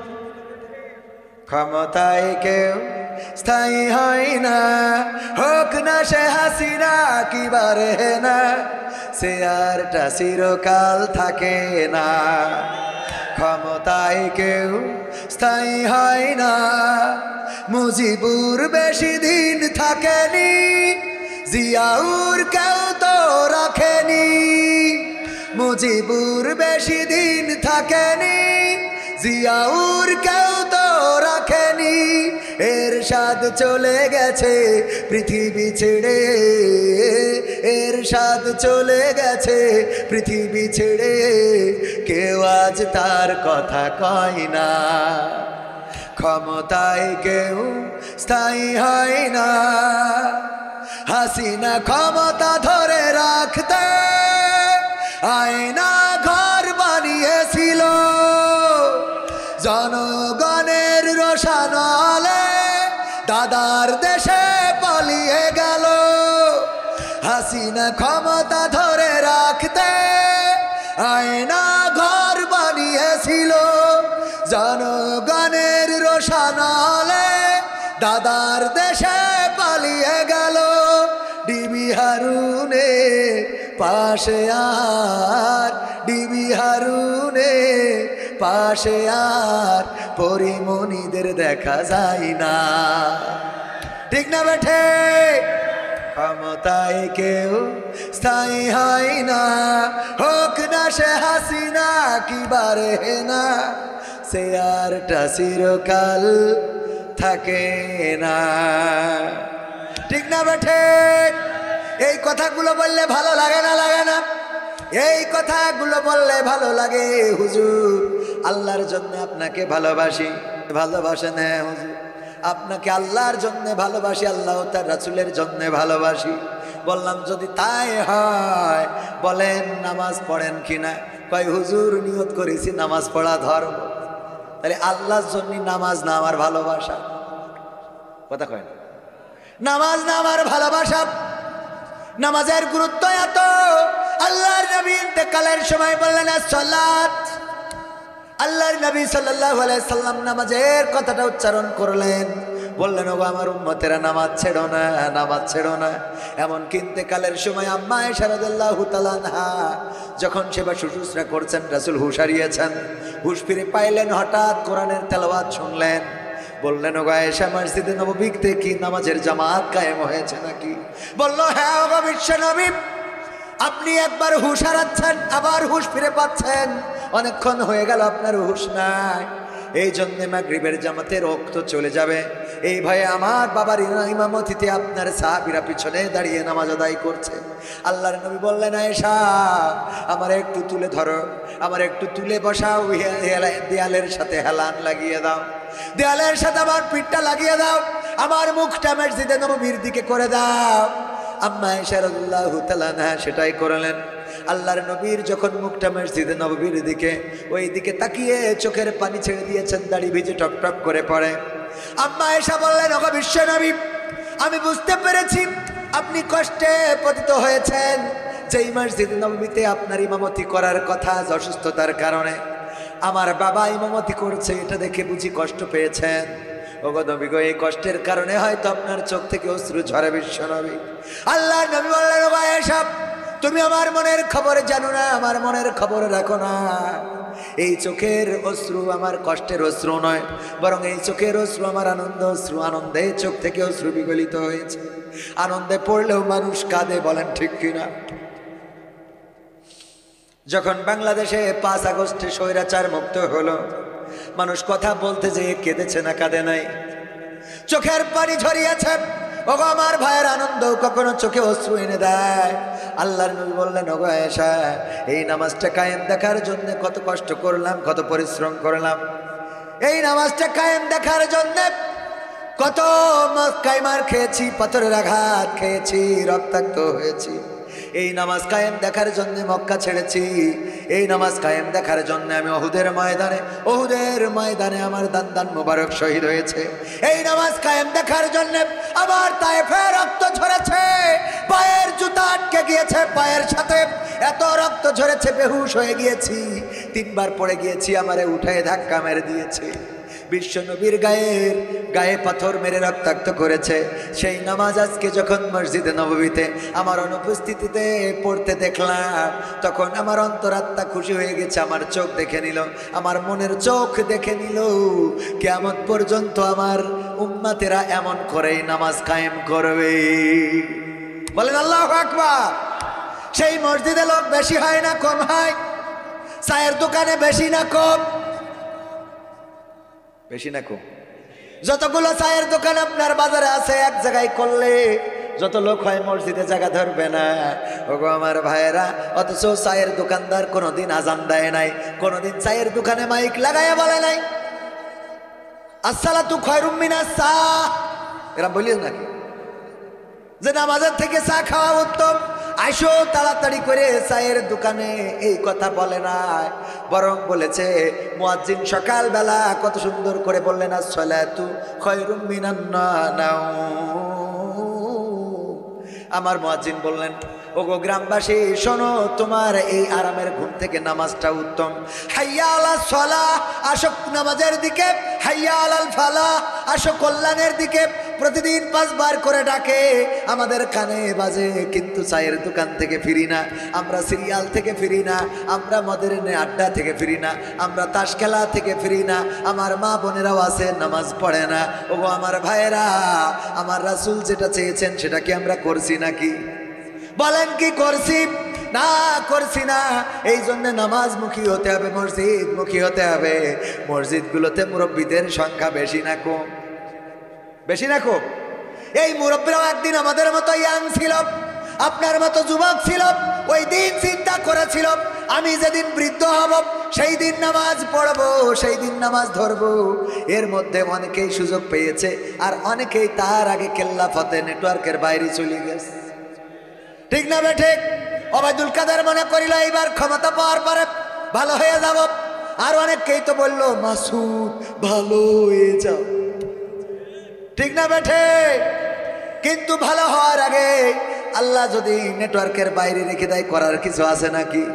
এতগুলো মসজিদ বানালো বাংলাদেশে, 560টিরও বেশি, 560টি মডেল মসজিদ বানালো। আর এই মডেল মসজিদে তার দেওয়া ইমামগুলো সারাদিন গুণগান করে, দোয়া করে, 560 জন একযোগে তার জোট পড়ে দোয়া করলো, তারপরেও টিকায় রাখতে পারলো? তার মানে আল্লাহ যখন নেটওয়ার্কের বাইরে দেবে, আপনি যেভাবেই বলেন নেটওয়ার্কের পাবে না। ঠিক না ঠিক? কত অহংকার, কত বাড়াবাড়ি। আজকে এভাবে কথা বলতেছি চিল্লাইয়ে চিল্লাইয়ে, ভাইয়েরা আমার কোরআনের পথে আসে। আল্লাহ না করুন যদি হঠাৎ করে এখান থেকে নামার আগে প্যারালাইজড হয়, এক পাশ পড়ে যায়, আর যদি এই সময় আমার স্টেজে উঠাই যায়, তাহলে কি বলতে হবে? ভাইরা আমার, আমি কথা বলতে পারবো না, আমার এ পাশ পড়ে গেছে, কাজ করতে না। ঠিক না বেঠে? শুধুমাত্র এক সাইড অনেকেই হুমকি দেয়, এই খবরদার শাটার খুলবে না, তুই যদি শাটার খুলিস এই শাটার ভাঙবো, তোরও ভাঙবো। বাড়ি গেছে হঠাৎ করে, পরের দিন দেখা গেল শুনে যা শাটার খুলবে, ও যাই বলতেছে শাটার খুলবেন না, শাটার খুলবে। হ্যাঁ সেইটাই শাটার, এবার হ্যাঁ এবার হ্যাঁ এবার হ্যাঁ কেনা বা হ্যাঁ কেনা কেনা কাঁদাচ্ছে না। ঠিক না বেঠে? এই জন্য ক্ষমতার বাহাদুরি দেখানো যাবে, দেখানো কি যাবে? এমপিরা সব কোথায় গেল, মন্ত্রীরা সব কোথায় গেল, কোথায় কাদের কাকা? তাদের ছাড়া দেশটা এখন লাগে ফাঁকা ফাঁকা। ঠিক না বেঠে? হাত উঁচু করে বলেন ঠিক না বেঠে? এমপিরা সব কোথায় গেল, মন্ত্রীরা সব কোথায় গেল, কোথায় কাদের কাকা? তাদের সারা দেশটা এখন লাগে ফাঁকা ফাঁকা, ওদের সারা দেশটা এখন লাগে ফাঁকা ফাঁকা। পালাবো না, প্রয়োজন হলে ফখরুলের বাসায় গিয়ে উঠবো, জায়গা দেবে? ঠাকুরগাঁওয়ে বাসা আছে না? ঠিক না বেঠে? পালাবে না, পালাবে না, যাই না তবু দেখা, পালাবে না, পালাবে না, যাই না তবু দেখা। তাদের সারা দেশটা এখন লাগে ফাঁকা ফাঁকা, ওদের সারা দেশটা এখন লাগে ফাঁকা ফাঁকা। আইন মন্ত্রী আটকে গেল আইনেরই ফাঁকে, দাড়ি সারা দরবেশের ভণ্ড ভণ্ড লাগে। ঠিক না বেঠে? যারা ঠিক বলবে না বলবেন ওরা ওই ঠিকির লোক। কোন ঠিকির? আইন মন্ত্রী আটকে গেল আইনেরই হাতে, দাড়ি ছাড়া দরবেশের ভণ্ড ভণ্ড লাগে। শুনছি কত নেতা নেত্রী খাইতেছে ভাই ডান্ডা, বিচারপতি কালামানিকের ফাটিয়েছে আন্ডা। পলকের ঝলক গেল, পলকের ঝলক গেল থামিয়ে নেটের চাকা। তাদের সারা দেশটা এখন লাগে ফাঁকা ফাঁকা, ওদের সারা দেশটা এখন লাগে ফাঁকা ফাঁকা। কই গেল সেই সংসদেতে মমতাজের গান, কোথায় গেল হযরত বলা স্বামী মোসমান? খেলা হবে, খেলা হবে। কই গেল সেই সংসদেতে মমতাজের গান, কোথায় গেল হযরত বলা স্বামী ওসমান? ইনু মেনন্দিত পুমনি আছে কারাগারে, বাপ করিলেও পাপ কখনো ছাড়ে কি আর তারে? কোথায় গেল স্পিকারের, কোথায় গেল স্পিকারের দৃষ্টি আঁকা বাঁকা? তাদের সারা দেশটা এখন লাগে ফাঁকা ফাঁকা, ওদের সারা দেশটা এখন লাগে ফাঁকা ফাঁকা। কোথায় গেল আরাফাত আর ব্যারিস্টার সুমন? কথা বলার সময় তারা করে নিয়োজন। ঠিক না বেঠে? কই গেল সেই আরাফাত আর ব্যারিস্টার সুমন? কথা বলার সময় তারা করে নিয়োজন। মুরগি কবির খাইছে ধরা, জাফর কোথায় আছে? গোপন কি সেও গেল মোদি দাদুর কাছে? কোথায় গেল এ সালামের, কোথায় গেল এ সালামের কাড়ি কাড়ি টাকা? তাদের সারা দেশটা এখন লাগে ফাঁকা। ঠিক বললাম না বেঠিক বললাম? কেন ফাঁকা ফাঁকা লাগে? আগে আমাদের টেলিভিশনে আমরা শিখেছি কুমড়ো দিয়ে কেমন করে বেগুনি বানাইতে হয়, কেমন করে কাঁঠাল দিয়ে বার্গার বানানো যায়, কেমন করে গোশতের অভাব পূরণের জন্য কাঁঠাল ব্যবহার করা যায়। ঠিক না বেঠিক?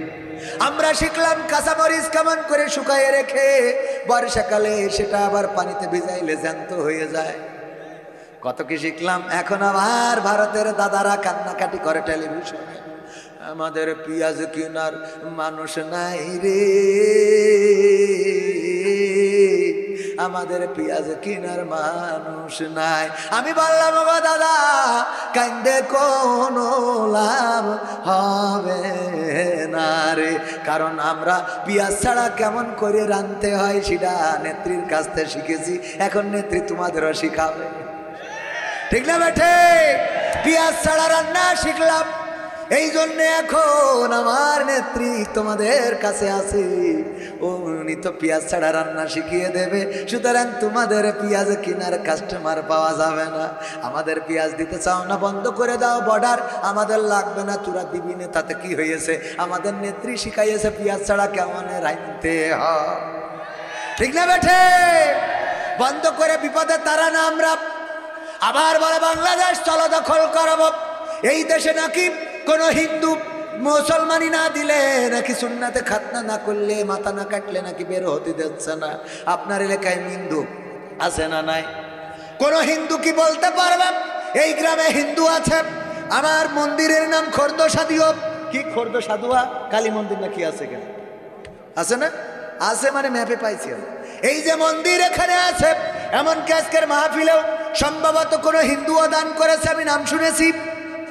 আপনারা শুনেছেন কিনা জানি না, আমি একটা নাম শুনলাম, মনে হলো কোন একজন হিন্দু দান করেছে। অনেক জায়গায় হিন্দুরা দান করে। ওগো আমার ভাইয়েরা, এই দেশে কোনো হিন্দুর পরে আক্রমণ হয় নাই, কোনো হিন্দুর পরে নির্যাতন হয় নাই, এই দেশে বরং নির্যাতিত হয়েছে মুসলমানের পরে, মুসলমান এবং আল্লাহওয়ালাদের পরে নির্যাতন হয়েছে। আমি প্রমাণ হিসাবে আপনাদেরকে দেখাবো। তবে দাদাদের ব্যাপারে বলতে চাই, দাদারা বলল মাথা না কাটলে নাকি ঢুকতে দিচ্ছে না। আমাদের দেশে যারা আছে ওদের তো কাটা লাগবেই না, লাগবেই না, লাগবেই না। আমরা কোনোদিন বলবো না, বলার দরকারও নেই, ইসলামেও নেই, ধর্মেও নেই। কিন্তু দাদারা তোমরা যদি আসো সাবধান থেকে, কারণ তার কাটা বর্ডারে আমরা কাউসি নিয়ে থাকবো। বলবো দাদা কেটে এসেছেন নাকি গিয়ে কাটবেন? কথা ঠিক আছে তো বাজান? এবার দেখেন আমাদের ব্যাপারে আমার দাদার দেশের মিডিয়া বলছে এই দেশে হিন্দু নির্যাতন হচ্ছে, হিন্দুরা বের হতে পারে না, সংখ্যালঘুরা নির্যাতিত। আর আমি প্রমাণ দেখাই সংখ্যালঘুরা নয়, বরং সংখ্যা গরিষ্ঠরা নির্যাতিত। তার মধ্যে এক নম্বর হলেন যিনি ওলিয়া উলিয়ার পর্যায়ে পৌঁছে গেছেন, আমাদের প্রিয় নেত্রী, যিনি সকালবেলা ঘুম থেকে উঠে আগে ওই যে যায় নামাজ খোঁজে, তারপরে ফজরের নামাজ পড়ে কোরআন পড়ে দিনের শুরু করে, সেই নেত্রীর আগে হেলিকপ্টারে করে পাঠানো হয়েছে। এক নম্বর আল্লাহওয়ালা, উনি ওলিয়া উলিয়ার পর্যায়ে পৌঁছে শুধু যায় নাই, পূর্বপুরুষ এসেছিল ইসলাম প্রচারের জন্য। বলেন ঠিক না বেঠে? ইসলাম প্রচারের জন্য আসা পূর্বপুরুষ আর সেই পরিবারের সন্তান। এমনকি সকালবেলা উঠে যিনি আগে ফজরের নামাজ পড়েন, কোরআন পড়েন, তারে পর্যন্ত আমরা এই দেশে রাখলাম না। তার বাড়ি ঘর এমনকি সংসদ ভবন পর্যন্ত সব দখল করে নিলাম। তাহলে সংখ্যালঘু নির্যাতন হইল না সংখ্যাগরিষ্ঠ? কথা কয় না? সংখ্যাগরিষ্ঠ। দুই নম্বর শামীম ওসমান হাফিজাহুল্লাহ, আল্লাহর ওলি, এমন কোন রাত নাই ৮০-৯০ রাকাত তাহাজ্জুদ নামাজ পড়ে না। ৮০-৯০ রাকাত তাহাজ্জুদের নামাজ পড়ে তারপরে দিনের শুরু করে না, ঘুমাতে যায়। এই আল্লাহর ওলি পর্যন্ত বুরকা পরে এই দেশ থেকে চলে গেছে। এইটাও সংখ্যালঘু না সংখ্যাগরিষ্ঠ? সংখ্যাগরিষ্ঠ। ৩ নম্বর আউলিয়া সালমান এফ রহমান খাজা বাবা, তার মৌজেজা দেখেছিল শেয়ার বাজার কেমন করে কেলেঙ্কারি করা লাগে। শেয়ার বাজারে লুট করে হাজার হাজার মানুষের রাস্তায় নামিয়েছিল। এটা ছিল তার একটা অন্যতম মৌজেজা।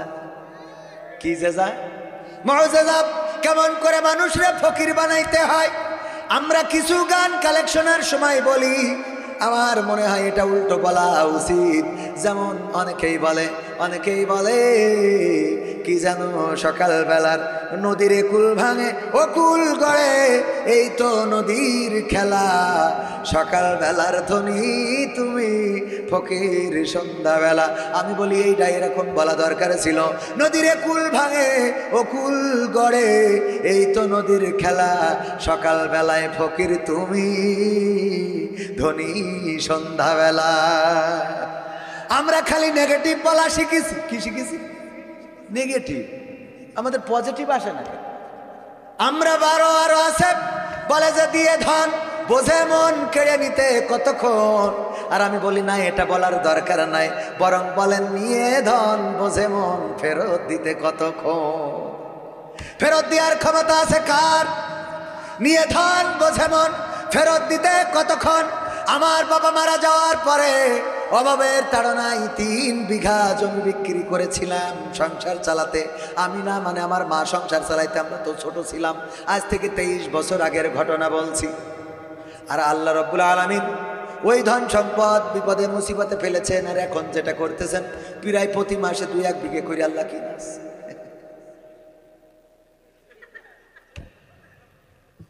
মানে এটা বলু সমস্যা, না করলু সমস্যা, এটা উদাহরণ দিতেছে এই বললাম। দিয়ার মালিককে, মানে এই যে বলবেন হুজুর এত টাকা কন্তে আসে রে আসে রে আসে, ঝামেলা আছে না নাই? ও আমার ভাইয়েরা, এটা উদাহরণ দিতে যেয়ে বললাম আল্লাহ রাব্বুল আলামিন দিতে পারে না, পারে না। ওই যে স্বপ্নের কথা বলছিলাম, ছোটবেলায় বলতাম মাস্টার হব, শিক্ষক হব। আমার বাবা ছিলেন টিচার, আমিও টিচার হতে চাইতাম। কিন্তু বাবা মারা যাওয়ার পরে সব স্বপ্ন, আমার বাড়ির পাশ দিয়ে কপোতাক্ষ নদ বেয়ে চলে, কপোতাক্ষ নদীতে সকল স্বপ্ন যেন স্রোতে ভেসে চলে গিয়েছিল। কারণ যেই সংসারে শুধুমাত্র বাবা থাকে উপার্জনক্ষম ব্যক্তি, ওই সংসারে বাবা মেরে মারা গেলে তারাই বোঝে এই সংসারের যন্ত্রণা কতটুকু। ঠিক না বেঠে? ওগো আমার ভাইয়েরা, তারপরে আল্লাহ রাব্বুল আলামিন কোথায় নিয়ে আসলেন? আকিজ কলেজের টিচার হিসাবে আল্লাহ আমাকে এখন শিক্ষকতা করাচ্ছেন। এরপরে শুধু তাই নয়, ঠিকানা তানজিমুল কোরআন ক্যাডেট মাদ্রাসা বলে একটা মাদ্রাসা প্রতিষ্ঠিত করেছি। সেই মাদ্রাসার আবার প্রতিষ্ঠাতা প্রিন্সিপাল আল্লাহ রাব্বুল আলামিন আপনাদের এই অধম ভাইকে করেছেন। ওগো আমার ভাইয়েরা, শুধু তাই নয়, এখন গোটা বাংলাদেশে আলেম ওলামা থেকে শুরু করে আল্লাহ রাব্বুল আলামিন সব মানুষের কাছে পরিচয় করিয়েছেন। কারণ চাইতাম কার কাছে? কার কাছে? একবার জেলখানায় গেলাম, যাওয়ার পরে ওখানে একটা সঙ্গীত গেয়েছিলাম, সঙ্গীত লিখেছিলাম আল্লাহর কাছে, সঙ্গীত দিয়ে প্রার্থনা করেছিলাম, কণ্ঠ যখন দিয়েছ প্রভু দাও না সেই ময়দান, যে মাঠে দাঁড়িয়ে গাইব আমি, যে মাঠে দাঁড়িয়ে গাইব আমি তোমার নামের গান, দাও না সেই ময়দান ও প্রভু, দাও না সেই ময়দান। কণ্ঠ যখন দিয়েছ প্রভু দাও না সেই ময়দান ও প্রভু, দাও না সেই ময়দান। এটা আমার জেলখানায় বসে থেকে লেখা। তখন আমারে কেউ চেনেছি না তো দূরের কথা, কেউ জানেও না। চেয়ে থুয়েছি আরো 2009 সালের কথা বলছি। 2009 সালের এখন কত? 2024 শেষের পথে। 2009 সালে চাইলাম, আল্লাহ 2024-25-এ দিয়েছে না দেয় নাই? আল্লাহর কাছে চাইলে পাওয়া যায় না, যায় না? এই কথা আজকের আমার আলোচনার মূল প্রথম পয়েন্টটা ছিল এটা, যে আমরা ডাকবো কাকে? ডাকবো কাকে? কি বলে ডাকবো? আল্লাহ। সবাই বলেন আল্লাহ, সবাই বলেন আল্লাহ, আরো জোরে আল্লাহ, আল্লাহ। আল্লাহকে ডাকলে ডাকের সাড়া দেন। বিশ্ব নবী সাল্লাল্লাহু আলাইহি ওয়াসাল্লাম বলেছেন, ওগো আমার উম্মতেরা শুনে নাও, যদি কোনো বান্দা একবার আল্লাহকে ডাকে, আল্লাহ রাব্বুল আলামিন তার দিকে 10 বার আল্লাহ রাব্বুল আলামিন তার জবাব, তার ডাকের জবাব দেন। বলেন সুবহানাল্লাহ। কেউ যদি আল্লাহর দিকে 1 কদম এগিয়ে যায়, আল্লাহ রাব্বুল আলামিন তার কুদরতি কদম 10 কদম বাড়িয়ে দেন। সুবহানাল্লাহ। সেই আল্লাহর দিকে আগানোর দরকার আছে না নাই? আল্লাহর দিকে আগাবো, নামাজ পড়ব, রোজা রাখব, যাকাত দেব, সামর্থ্য থাকলে হজ করব। শীতের মাসুম কত কষ্ট করে দিন কাটায়, রাত কাটায়। অনেকেই দেখবেন কুষ্টিয়া শহরে ফুটপাতে যারা শুয়ে থাকে, ঢাকা শহরে যার নিচেই থাকে শেখ হাসিনা, উপরে খালেদা জিয়া। কয় ঠিক? কি করি বললেন? ঠিক মানে ব্যানার, কিনার, কিনার, ব্যানার, নিচে একটা শেখ হাসিনা জয় বাংলা জয় বঙ্গবন্ধুর ব্যানার বিছায়, আর উপরে একটা বাংলাদেশ জিন্দাবাদ খালেদা জিয়ার ব্যানার।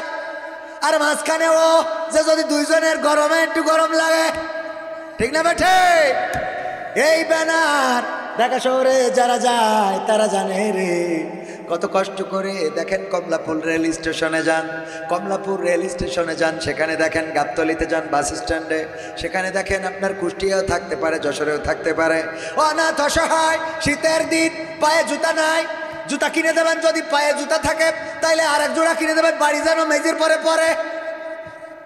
আরে শখ কত এরকম আছে না নাই?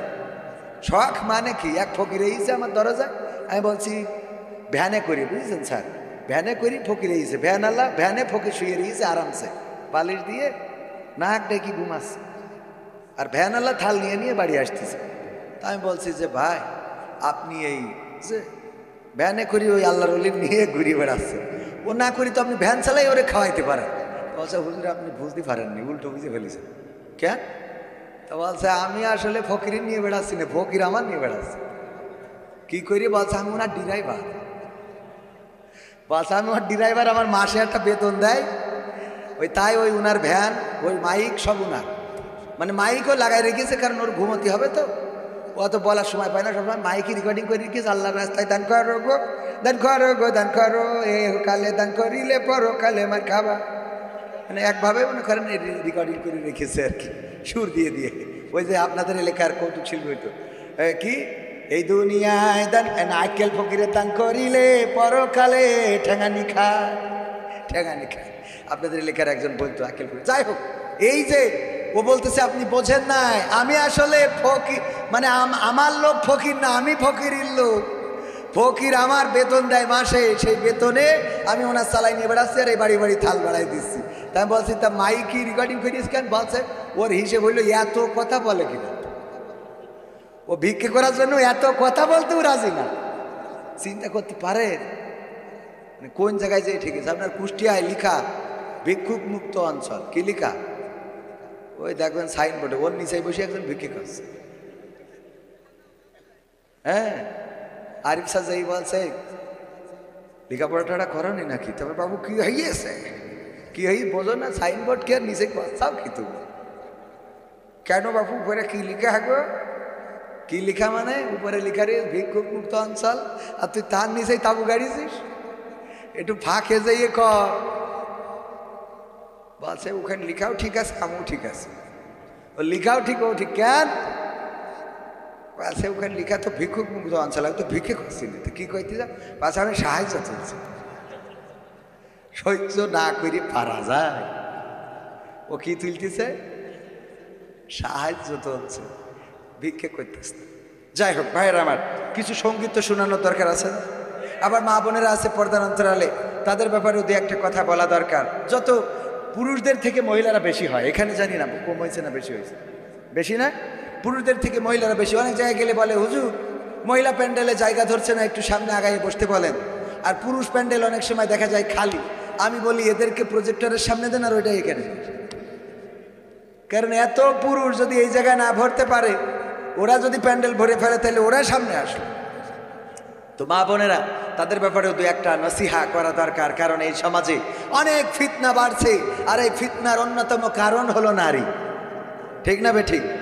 আমার যুবকরাও ফুলের মতো চরিত্র, নামাজ পড়ে না ঠিক আছে, কিন্তু এই যুবক ছেলেদের পর্যন্ত আই লাভ ইউ লাইলাতুল ফেব্রুয়ারি 3 পিস কিনে দিতে হবে, আছে না নাই? না হলে তোর বাদ দিয়ে মাস্টারের ছেলের সাথে। হ্যাঁ স্যার কথা, হ্যাঁ দরকার হলে মাস্টারের সাথে যাব। আল্লাহ কবুল করুন। এই সব জায়গায় কবুল করতে হয় না। ঈদ বাসছে না যে হুজুরগের খাওয়ায় যদি এই কথা বাড়ি চাইবে না যে এই হুজুর নিয়ে আইসাও যে তোমার আর একটা বিয়ের ব্যবস্থা করতে পারে। খাওয়ালাম এই হুজুরই, আগে জানলে 20 মাখাই দিতাম। ঠিক না বেটে? ওগো আমার মায়েরা, আল্লাহ রাব্বুল আলামিন বললেন ওয়াকারনা ফি বুয়ুতিকুন্না ওয়ালা তাবাররাজনা তাবাররুজাল জাহিলিয়াতিল উলা। ওগো নারীরা, পর্দার মধ্যে থাকো, জাহিলি যুগের মেয়েদের মতো সেজে গুজে নিজেদেরকে প্রদর্শন করে বেড়ায়ও না। কথাটা কার? কথাটা কার? অথচ আমার মা বোনরা সাজার জন্য এই বিউটি পার্লার কে দিয়েছে? বিউটি পার্লার আছে না নাই? উন্নয়নের একটা অংশ। ঘরে ঘরে বিউটি পার্লার, আর এই বিউটি পার্লারে সাজায়ে গুছায়ে আলকাতরা বেগম পরিমণি হয়ে যায়। বিয়ে করলো, বিয়ে করার আগে ওই বিউটি পার্লারের সাজা গুজা বোঝে নাই। বিয়ে যেদিন করলো বাসর রাতি ওই ঘুরটা উল্টে দেখে, ওরে আল্লাহ, এ তো জান্নাত থেকে হুর ধরে নিয়ে আসিছি, কত সুন্দর। আল্লাহ আল্লাহ, আমার চেহারা তো অত ভালো না, আল্লাহ তুমি মিলাই দিছাও। আরো 2 রাকাত নামাজ বেশি পড়লো, 2 রাকাত পড়তে যেয়ে ভুল করে 3 রাকাত পড়ি, 2 রাকাত পড়ি মনে করছে 1 রাকাত মনে হয় কম হয়ে গেছে। মানে বড় তো ঘরে মনে কাছে 1 রাকাত কম পড়ি বলিস, মানে 3 রাকাত পড়ি বসে রইস নফল নামাজ। এত আনন্দ আনন্দ আনন্দ। সেই আনন্দের পরে পরের দিন কুষ্টিয়ায় যেয়েছে বিউটি পার্লার থেকে ওর বউকে সাজিয়েছিল। ওই বিউটি পার্লারে যেয়ে বলছে, ভাই গতকাল বেগম রোকেয়া বেগম, হাওয়া সকিনা, আবেদা জবেদা, ওইটা কি আপনি সাজাই দিয়েছিলেন? বলছে হ্যাঁ। গতকাল বিয়েল বলছেন, তারপর তো কি মনে করে আসলেন? এই যে iPhone 16 pro max, 16 pro max আপনার জন্য নিয়ে আসিছি। আল্লাহ বলছে এইরাম বর জীবনে পাইনি, এত আনন্দ। আল্লাহ তুমি নে খায়াত দাও, এত বড় ভালো মানুষ আল্লাহ তার বউরে সাজাই দিলাম আমার জন্য, আইফোন প্রো 16 প্রো ম্যাক্স দিল আল্লাহ। এই লোকটারে তুমি আরো 3টে বিয়ে করাও। দোয়া আছে না নাই? মোড়ক খুলে দেখে ওর মধ্যে নোকিয়া 1100 গাডার মারা, নোকিয়া 1100 লিখা রয়েছে, এখন কেমন লাগে? কথা কি বোঝা গেছে? তার মানে কালকে তুই যেইটারে সাজাই দিছিস ওইটা তো আমি 16 প্রো ম্যাক্স মনে করি বাড়ি বাসর রাত কাটালাম। সকালবেলা ওয়াশরুম থেকে বেরোই দেখি 1100 গাডার মারা। কথা কি বোঝা গেছে? এক গোসল, মানে আপনি তো বুঝবেন না, ইয়াংরা বলছে এক গোসলে সব শেষ, এক গোসলে সব ধুয়ে গেছে। সিরকুটি লিখে দিয়েছে, দেখ আইফোন 16 প্রো ম্যাক্সের মধ্যে 1100 পেয়ে তোর কেমন লাগলো গাডার মারা? আমার কালকে তুই সাজাই গুছাইয়ে যা দিছিস, এক গোসলের পরে দেখলাম তোরটাই তো গাডার মারা, রে তো কোনো বাটনেও কাজ করে না।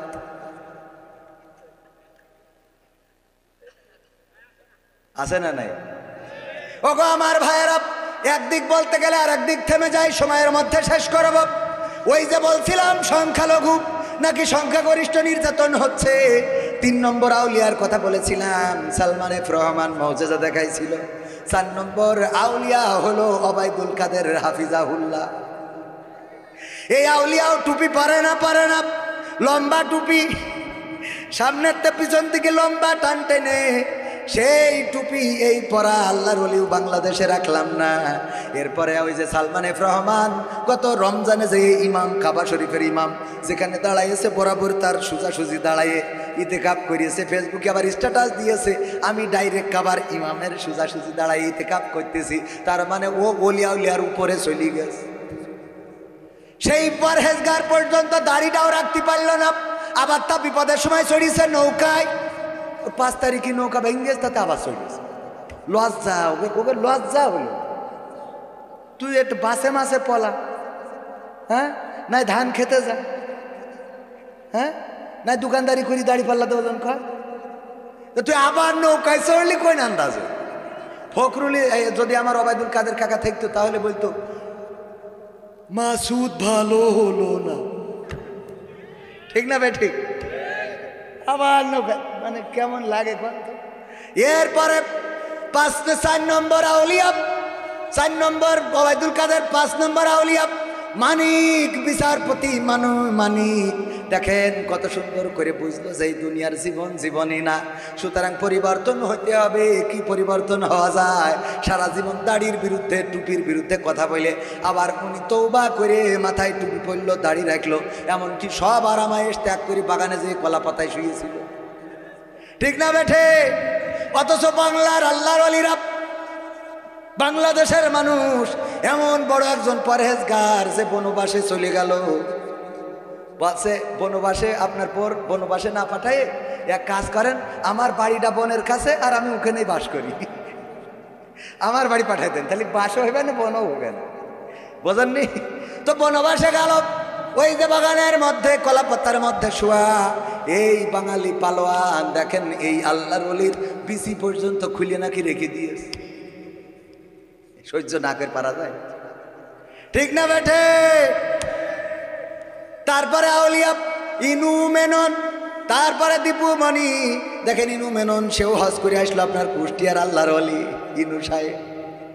কথা কয় না, পাওয়ার ছিল না।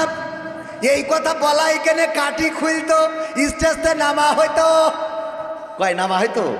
সেই আল্লাহর ওলি হজ পর্যন্ত করে আসলো, যে আল্লাহতে বিশ্বাস নেই সেও হজ করে আসলো। ভাইরা আমার, এই লোকটাও পর্যন্ত এখন জেলখানায় আছে না নাই? তারপরে পলক, ব্যারিস্টার সুমন, আরাফাত, সব মুসলমান না হিন্দু? সংখ্যাগরিষ্ঠ না সংখ্যালঘু? সংখ্যাগরিষ্ঠ তার মানে নির্যাতন হচ্ছে, সংখ্যালঘু নাকি সংখ্যাগরিষ্ঠ? কথা কয় না কি? সংখ্যাগরিষ্ঠ। আর আমার দাদার দেশে অপপ্রচার হয়, আবার একজন বলছে বাংলাদেশ থাকবে না বাংলাদেশ। দেখেছেন না? লাফাইন না সাংবাদিক। কি সাংবাদিক? বাংলাদেশ থাকবে না যাবে কোথায়? তোরা তো এই বাংলাদেশ নিয়ে ষড়যন্ত্র করেছিলি। আল্লাহর কসম করে বলি, এই বাংলাদেশের স্বাধীনতা সার্বভৌমত্ব রক্ষার জন্য যদি রক্ত লাগে বাংলার জমিনে রক্ত ঝরাবে, যদি জীবন লাগে জীবন দিবে, হাত লাগে হাত দিবে, পা দিবে। কিন্তু এই বীর বাঙালি 1952-তে যেমন ভাষার অবমূল্যায়ন মেনে নেয় নাই, 1971-এ যেমন মানচিত্র ছাড়ে নাই, এখন নতুন করে আমার দাদাদের কাছে বাংলাদেশকে ইজারা দেয়া হবে না। ঠিক না ঠিক? বরং এই বাংলাদেশের দিকে যদি চোখ তুলে তাকায়, সেই চোখগুলো তুলে ফেলা হবে। কারণ এই বাংলাদেশ আমরা রক্ত দিয়ে এনেছি, এই দেশ নিয়ে ষড়যন্ত্র বরদাস্ত করা হবে না। আমাদের দেশ নিয়ে ষড়যন্ত্র করবা? এই দেশ রক্ষার জন্য অতন্ত্র প্রহরী হিসাবে আমাদের বোনেরা বলেছিল, সামনে স্বাধীনতা, পিছনে পুলিশ, সুতরাং স্বাধীনতার দিকে এগিয়ে যাব। বলেছিল না? বলে নাই? তার জন্য বিজয় অর্জিত হয়েছিল। আর দেখেন, বাংলাদেশে আমার পুলিশই রাষ্ট্র গঠন করেছিল, এমন পুলিশ বানিয়েছিল। গতকালকে একজন বলতেছে, একজন পরিচয় করাচ্ছে পুলিশের সাথে, আর এক পুলিশ অবশ্যই চিনে ফেলেছে, কয় বুঝতে পারছি আপনি সেই এই হ্যালো। উনি হিন্দু, তারপরে চিনেছে।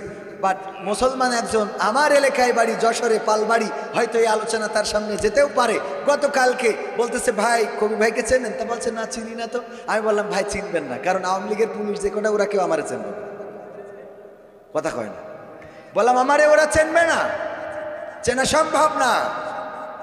তো আপনি মনে হয় আওয়ামী লীগ করেন, পুলিশের বলতেছি চিন্তা করতে পারেন। আর এক সময় আমাকে বলতে আপনি জামাত করেন নাকি? না, আমি তো আওয়ামী লীগের খাস লোক। ঠিক না? বিশ্বাস হচ্ছে না? খেলা হবে এবার, হয়েছে বিশ্বাস? ও তাহলে ঠিক আছে। ঠিক না বেটে? ওগো আমার ভাইরা, সেই পুলিশ বাহিনী এমন একটা বাহিনীতে তৈরি করেছিল। এই কথা বলেই আমি আলোচনার দিকে যাব। পবিত্র কোরআনের সূরা ইয়াসিনের একটা আয়াতে কারিমা তেলাওয়াত করেছি, মনে আছে না নাই?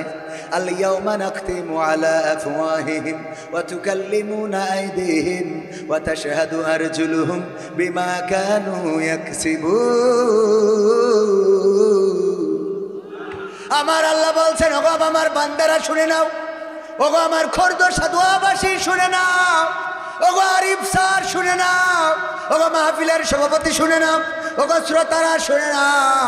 ওই পরকালের ময়দানে আমি তোমাদের মুখে আটা লাগিয়ে দেব, তোমাদের হাতের জবান খুলে দেব, তোমাদের পা আমার সাথে কথা বলবে। তোমাদের হিসাব গ্রহণ করার জন্য আমার কাছে অনেক মাধ্যম আছে, আমার জন্য এগুলো অনেক সহজ পন্থা হয়ে যাবে। বলেন আল্লাহু আকবার। এইবার চিন্তা করেন, আমরা এমন অনেক পাপ করে থাকি, যেই পাপের খবর যদি মা জেনে যেত, তাইলে ভাত রান্না করে খাওয়াতো না। বলতে এমন কুলাঙ্গার সন্তান তো পেটে ধরি নাই। যদি বাবা জেনে যেত, বাড়ি থেকে বের করে দিত ঘাড় ধরে, যে তোর মতো সন্তান আমার বাড়িতে দরকার নাই। বলেন ঠিক না বেঠিক? একটু বিবেক খাটান, বিবেক দিয়ে চিন্তা করেন, মনটা নরম করে দেন। ওগো আমার ভাইয়ের আওয়াজ শুনবেন, কিন্তু যদি কাজে না লাগে, হাসি তামাশা করলেন, চলে গেলেন, লাভ নাই। এই ওয়াজটা আপনার আজকের মাহফিলটা নাজাতের ওসিলা হয়ে যেতে পারে। সবাই জোরে জোরে বলেন সুবহানাল্লাহ। আল্লাহ রাব্বুল আলামিন বলেছেন, ইকরা কিতাবাকা কাফা বিনাফসিকা আল-ইয়াওমা আলাইকা হাসিবা। পড়ো তোমার কিতাব, তুমি পড়ে তোমার হিসাব করে দাও। তার মানে ওই দিন পরকালের ময়দানে আল্লাহ আপনার আমলনামার কিতাবটা প্রিন্ট করে, ওই যে আপনার যেমন ফটোকপি মেশিনে গেলে প্রিন্ট করে দেয় না, প্রিন্ট করে দিয়ে দেবে যে নাও এইবার তুমি পড়ে দেখো। পৃষ্ঠা উল্টাবেন, দেখবেন যে লাইলাতুল ফেব্রুয়ারি আছে, বাইকে গিয়ার দিয়েছেন তা আছে, কবে গোলাপ ফুল দিলেন ওটাও লেখা, আসার দোকানে কবে বসলেন তাও লেখা, মাকে কবে খারাপ ব্যবহার করেছেন মায়ের সাথে আছে, বউকে কবে পাশে দিয়ে ইচ্ছা মতো কষেছিলেন। কথা কয় না। বউকে মারার লোক এখানে তো একজনও নেই, আছে? কিটা কিটা হাত তোলেন তো। ওই যে একজন খালি হাত তুলেছে, তাও সাহস করে তুলেছে। আল্লাহ কবুল। বউর মারেন সত্যি সত্যি? মাঝে মাঝে মাঝে মাঝে মারে, যাক এটা সত্যবাদী, আলহামদুলিল্লাহ মারে, হাত তুলেছে। আপনারা তো মেরেও হাত তোলেননি, তার থেকে উনি ভালো, আলহামদুলিল্লাহ। শোনেন, বউকে মারা যাবে, কিন্তু সেই মারটা যেন এমন না হয়ে যায়। আল্লাহ রাসূল সাল্লাল্লাহু আলাইহি সাল্লাম বলেছেন 1 বিঘত লাঠিতে বাড়বেন, আবার 1 বিঘত লাঠিতে কোনো গুতাইয়েন না, বাড়বেন, বাড়ি দেবেন। ওতে যতটুকু ব্যথা লাগে শাসন করার জন্য বউকে মৃদু আঘাত করার কথা হাদিসে আছে এবং বৈধ আছে, কিন্তু কুপান দিলেন এত যে গরু যেমন পিটাই এমন পিটানি। এই পিটানি পিটালি পরকালের ময়দানে। এই মারের কারণে ওই বউ যদি আল্লাহর কাছে অভিযোগ করে, সেই অভিযোগে জাহান্নামে যাওয়া লাগতে পারে। কথা মনে থাকবে? হুজুর, আমার মা বোনেরা বলছে হুজুর এই আর একটু করেন, ওরা তো মাইরে মাইরে থলে না। আছে না নাই? আছে মানে কি? নিজেরা ভালো মানুষ না, স্ত্রী যদি নামাজ না পড়ে স্বামী জাহান্নামে যাবে। এই ওয়াজ শোনার পরে খোরদু সাধু আর এক মুসাল্লি তো না, এক শ্রোতা যে বলছে এই বউ ওঠ, বলছে কে? বলছে তোর নামাজ পড়তে হবে। কে? তা বলছে হুজুর বলে যদি স্ত্রীরা নামাজ না পড়ে তাহলে স্বামী জাহান্নামে যাবে। তো অসুবিধা কি? এই অসুবিধা কি মানে? তুই আমার বউ, তুই নামাজ পড়বি না এর জন্য আমি জাহান্নামে যাব? তোর এত বড় সাহস? হ্যাঁ, ওঠ। তা বলছে নামাজ তো তুমিও পড়ো না। তা বলছে আমি পড়িনি, ঠিক আছে, আমার জন্য আমি জাহান্নামে যাব, তোর জন্য যাবো কেন? আমার জন্য আমি জাহান্নামে যাব, কিন্তু তোমার জন্য যাবো। ওঠ। বলছে শীতি কোন পাগলের ওয়াজ শুনছে? কালকেতে পড়। কে আর কালকে আজকে তো? ওঠ। এই শীতি জোর করে উঠায় এবার উজু করে এসে থরথর করে কাঁপছে। বলছে বলো এখন এই রাত 1টার সময় কের নামাজ কয় রাকাত, কি পড়বো? বলছে যা হয় পড়। এখন যা হয় পড় কেন? বলো নিয়ত কি? কয় রাকাত, কিসের নামাজ? প্রথম বৈঠকে কি পড়বো, শেষ বৈঠকে কি পড়বো? বলছে কালকে তো বসে, কালকে তো না আজকেতেই বেশি থাকবো, তার গ্যারান্টি কি? তুমি সামনে যাও, আমি ইক্তেদাই তু ভেজাল ইমাম। ইক্তেদাই তু কি ইমাম? ভেজাল ইমাম। কারণ জানে ইমাম অত ভালো না, ভালো না। ওগো আমার ভাইয়েরা, এমন যদি হয় তাইলে ওই বউ নামাজি কোনোদিন হবে? বরং আজান হয়ে গেলে আপনি মসজিদে আসেন, আপনার স্ত্রীর নামাজের কথা বলা লাগবে না। আপনি মসজিদ মুখী হইলে বউ অটোমেটিক নামাজি হয়ে যাবে। আল্লাহু আকবার। আপনি নামাজি হইলেই বউ নামাজি হবে। আপনি চায়ের দোকানে সিরিয়াল মারবেন, পরিমণি মারবেন, নুরা লাইলা, রাশমিকা মান্দানা, আমির হামজা ভাই কই তো খুব বিপদে আছে। তারপরে যে ঐশ্বরিয়া রায়, কারিনা কাপুর, আল্লাহর ওলি, আরো কত আছে, এইগুলো চার দোকানে বসে বসে মারবেন। আর বাড়ি মনে করবেন যে ফাতেমা রাদিয়াল্লাহু তাআলা আনহার উত্তরসূরি যায় নামাজে সিজদায় পড়ে রয়েছে। ও সিজদায় নেই, ও আর একজনের কাছে বল্টুর কাছে মারতেছে। বল্টু ভাই, হ্যাঁ কতদিন হলো আপনি আমার খোঁজ নেন না? হ্যাঁ বল্টু ভাই। হঠাৎ করে যদি ওর স্বামীর ফোন আসে, হ্যালো, এই কি হয়েছে, এত কল করো কেন? হ্যাঁ তোমার বোর মানুষ খেয়ে ফেলাচ্ছে। হ্যাঁ এত ফোন দেওয়ার দরকার নেই, বাজার ঘাট ঠিকঠাক করে মতো করে নিয়ে আসবা। হ্যাঁ এত ফোন দেবা না। বল্টু ভাই, চুলের কুত্তা কাটিং কোথা থেকে দিয়েছে? আপনি হাসলে আপনার গাঞ্জা খাওয়া দাঁতগুলো সেই লাগে। ঠিক না বেঠে? আগে নিজে ভালো হও, বউ ভালো হবে। আর নিজে যদি খারাপ হও তাইলে বউ খারাপ হয়ে যাবে, সন্তান খারাপ হয়ে যাবে। নিজের পরিবর্তনের দরকার আছে না নাই? ওগো আমার ভাইরা, বারবার খালি লিখতেছে আর লিখতেছে, কিন্তু আমার আরিফ স্যার সাহস পাচ্ছে না। ভাইরা আমার আরিফ স্যার যে সিরকুট লিখেছে আপনারা শুনতে রাজি আছেন না নাই? আলোচনা কি আর একটু করবো? গানও কি শোনাবো? আজকালকের ছেলেরা বই নিয়ে আর বসে না, ও বাবা গুগলে সার্চ করিয়া পড়ি। ওরে কালের মেয়েরা কোরআন হাদিস ধরে না, এখনকার মা বোনেরা আল কোরআন পড়ে না, ও আল্লাহ টিকটকে ভিডিও ওরা করে। ঠিক না বেঠে? আজকালকের ছেলেরা বই নিয়ে আর বসে না, গুগলে সার্চ করিয়া পড়ি। আগের সময় প্রেম করিলে মুরব্বীরা বলতো পাইছো কি, এখন বলে শখ করিয়া বাবু তুমি খাইছো কি। আগের সময় প্রেম করিলে আমার মাস্টার বলতো পাইছিস কি, এখন বলে শখ করিয়া বাবু তুমি খেয়েছো কি। লজ্জা শরম নাই আইলাম কোন জামানাই, লজ্জা শরম নাই আইলাম কোন জামানাই, ভবিষ্যৎ দেখি অন্ধকারে। আজকালকের ছেলেরা বই নিয়ে আর বসে না, ও বাবা মোবাইলে সার্চ করিয়া পড়ি। নতুন করে হয়েছে চালু এখন আবার কোন ট্রেন্ড, পরিচয় করাই দেখি এই আমার গার্লফ্রেন্ড। আছে না নাই?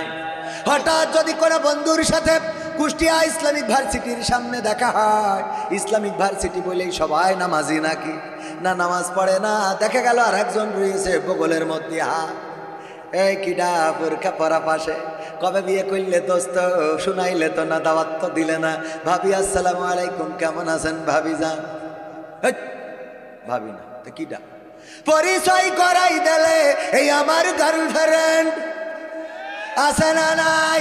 নতুন করে হয়েছে চালু এখন আবার কোন ট্রেন্ড, পরিচয় করাই দেখি এই আমার বয়ফ্রেন্ড। মানে আমার মা বোনেরা আছে না নাই? শরমের মাথা খাইয়া গেছে ওরা। আছে মানে কি, আরো অভিনয় করে কি। ওরে বাবা, ও জানে যে ওর মেয়ে কার সাথে লাইন মারতেছে, ছেলের ডেকে বলে দেখো তুমি তো গাঞ্জা খো, তোমার সাথে ওর আব্বা জীবনেও দেবে না, তুমি এক কাজ করে নিয়ে চলে যাও কুষ্টিয়ার কাজী অফিসে পড়াই নিয়ে যেমনি সেমনি থাকোগে, আমি এদিকে ব্যালেন্স করি নুবানে। আছে না নাই? এইবার যখন নিয়ে চলে যায় গাঞ্জুটে, নিয়ে যাওয়ার পরে যখন স্বামী অফিস ছেড়ে বাড়ি আসে অথবা কুষ্টিয়া থেকে বাড়ি আসে, ওরে বাবা বউ এবার অভিনয় শুরু করে দেয়। কি জন্ম দিছাও, কি জন্ম দিছাও, আমার মুখি চুন কালি ই লাগাইল রে, ও আল্লাহ আল্লাহ। ওর অভিনয়ের কাছে শেখ হাসিনা ফের। ঠিক না বেঠে? ও পাঠাই দিয়ে আবার সারের দোষ। কি জন্ম দিয়েছা, ও জন্ম দিয়েছে একটুকুনি, তাতে দোষ এই। তুই যে 10 মাস থেকে শুরু করি এই বড় করা পর্যন্ত কথা কয় না, আর দোষ সব পুরুষ গে, আর তোমরা সব ফেরেশতা খুদার খাসি। ঠিক না বেঠে?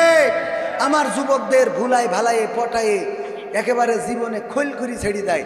টাকা লাস্টে না থাকলে ওই যে কলার খাইন চুরি করে, কলার খাইন চুরি করে 3 পিস কেনে, এই কেনে তাই কেনে।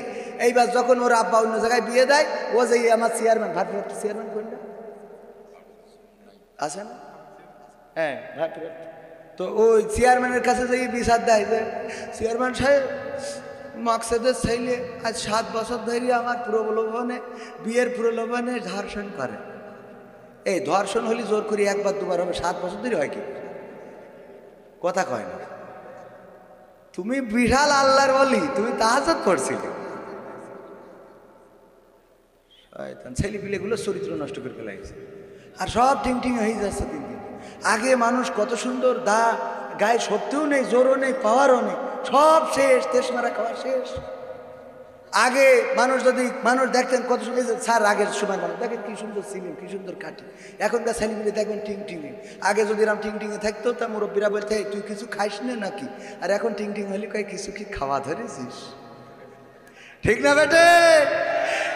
মাল টানো, এই জন্যই মাল এই হয়ে যাচ্ছে। আর এই সুন্দরী সুন্দরী নারীকে সব ওই সব পছন্দ। কুত্তা কাঠিন চুল কেটেছে দেখলি মনে হয় পাশায় লাথি মারি খানার মধ্যে গেলি। ওর নাকি আবার ভালোবাসে, আর মেসেজে লেখে তোরে ছাড়া বাঁচবো না। তুই বাস, তুই আগের তে মত দিবি, তুই বললেও তো ভাল লাগে। তুই কনে গিয়েছিস তুই? এই ঠিক না বে ঠিক?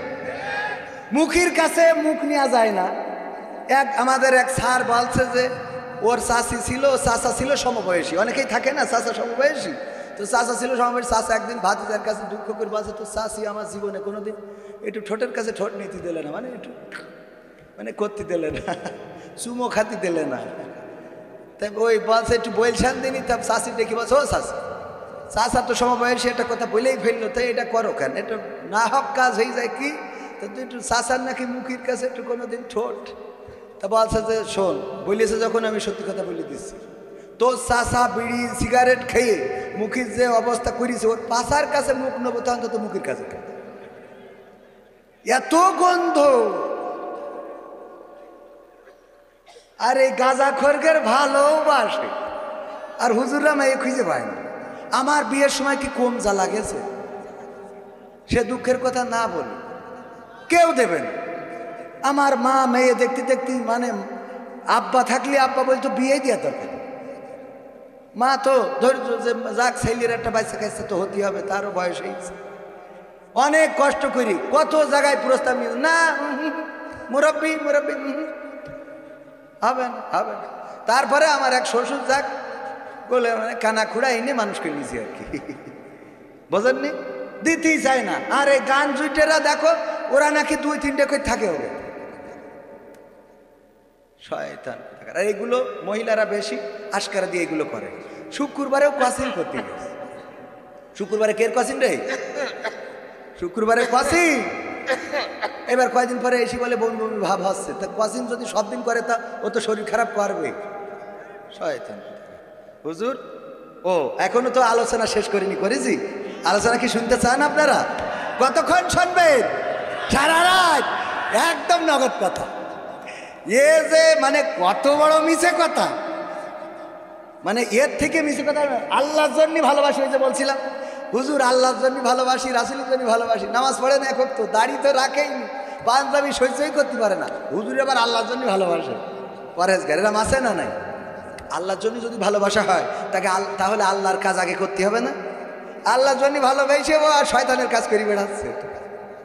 ভাইয়েরা আমার, এই জন্যে মিথ্যে কথা বলা যাবে না। আমরা সারা রাত কেউ থাকবো না, তবে আমি শেষ না করা পর্যন্ত যাবেন না কারা কারা, হাত দেখতে চাই। নারায়ে তাকবীর, আল কোরআনের আলো, আল হাদিসের আলো, আমার নেতা তোমার নেতা, নারায়ে তাকবীর। ওগো আমার ভাইয়েরা, আজকে একটু সঙ্গীত কম শোনালাম, আলোচনা করেছি বেশি। 100টারও উপরে সঙ্গীত রয়েছে বইয়ে, আমার ক্যামেরা পার্সন আছে, চাইলে সংগ্রহ করতে পারেন। কেউ উঠা যাবে না, উনি ভিতরে গেলে নেবেন, এর আগে কেউ নড়াচড়া করবেন না। 2 নম্বর কথা হলো, সঙ্গীত এখনো শোনাবো, যেই সঙ্গীত শোনানোর কারণে নোয়াখালী থেকে আমার তাড়াই ছিল, আমি পলায়ে চলে আসিলাম। তাহলে কত গর্বের সঙ্গীত, বোঝা গেছে? শুনবেন, শোনাবো। তার আগে একটু কাজ, আমার মুর্শিদ আলম মাওলানা, আমার উস্তাদ, আমি অত্যন্ত শ্রদ্ধা করি। আমি বলছিলাম আপনি যদি আমার পরে আলোচনা করেন তবেই মাহফিলের হক আদায় হয়, কিন্তু আপনার পরে আমি করলে মাহফিলটা এলোমেলো হয়ে যায়।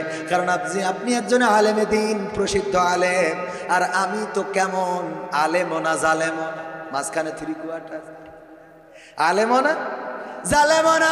ওগো আমার ভাইয়েরা, উনি আমার একটু দায়িত্ব দিয়েছেন, এই জায়গায় মসজিদ আর মসজিদের উপরে মাদ্রাসা, তার মানে ডবল, ঠিক না বে ঠিক?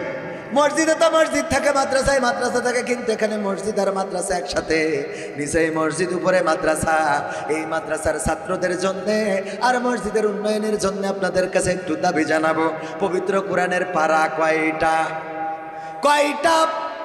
30 খান কোরআন চাই মাদ্রাসার জন্য, আর 30টা ব্যাগ সিমেন্ট চাই মসজিদের জন্য। দিতে রাজি আছেন?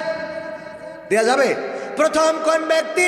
তার মানে 60 জন মানুষের দরকার, আর যদি বেশি করে দেন তাইলে তো আর অসুবিধা নাই।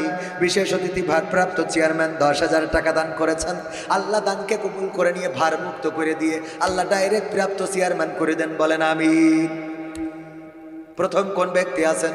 1 খান কোরআন 300 টাকা, আর 1 খান সিমেন্ট, 1 ব্যাগ, 1 বস্তা সিমেন্টের দাম 500 টাকা প্লাস মাইনাস। আমিও ব্যক্তিগতভাবে 1 ব্যাগ সিমেন্টের দাম 500 টাকা, কম বেশি হয় আমি দিয়ে যাব, আমার ক্যামেরাম্যান আসলে আমি দেব। আমি আগে শরীক হলাম, এবার আপনারা।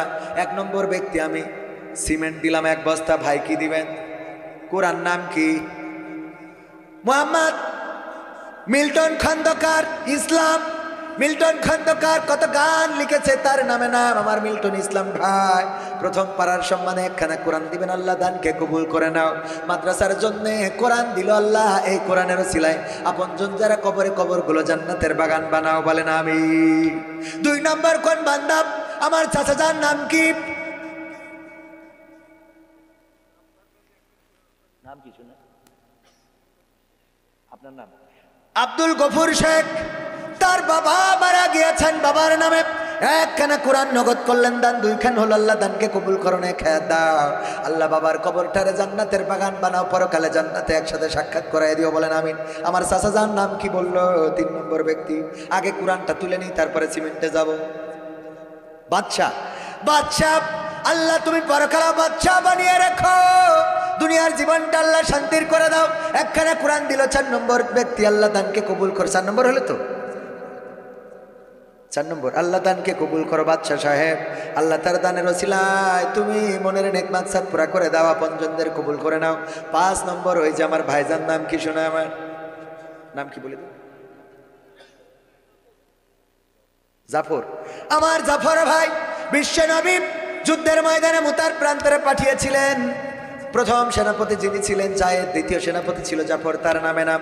আল্লাহ তুমি তাকে কবুল করে নাও, নেখায়াত দাও, মনের স্বপ্ন পুরা করো, স্ত্রী সন্তানদেরকে কবুল করো, বলেন আমি। 5 নম্বর গেল। 6 নম্বর। 6 নম্বর কিটা? নাম কি শুনে? মমিন ভাই। আপনি তো মমিন, আলাদা করে দিয়া দরকার নেই, এমনি পাস।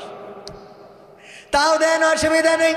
আমার আব্দুল মমিন ভাই একখানা কোরআন দিল, তাইলে 6 নম্বর না? 6 নম্বর হইল?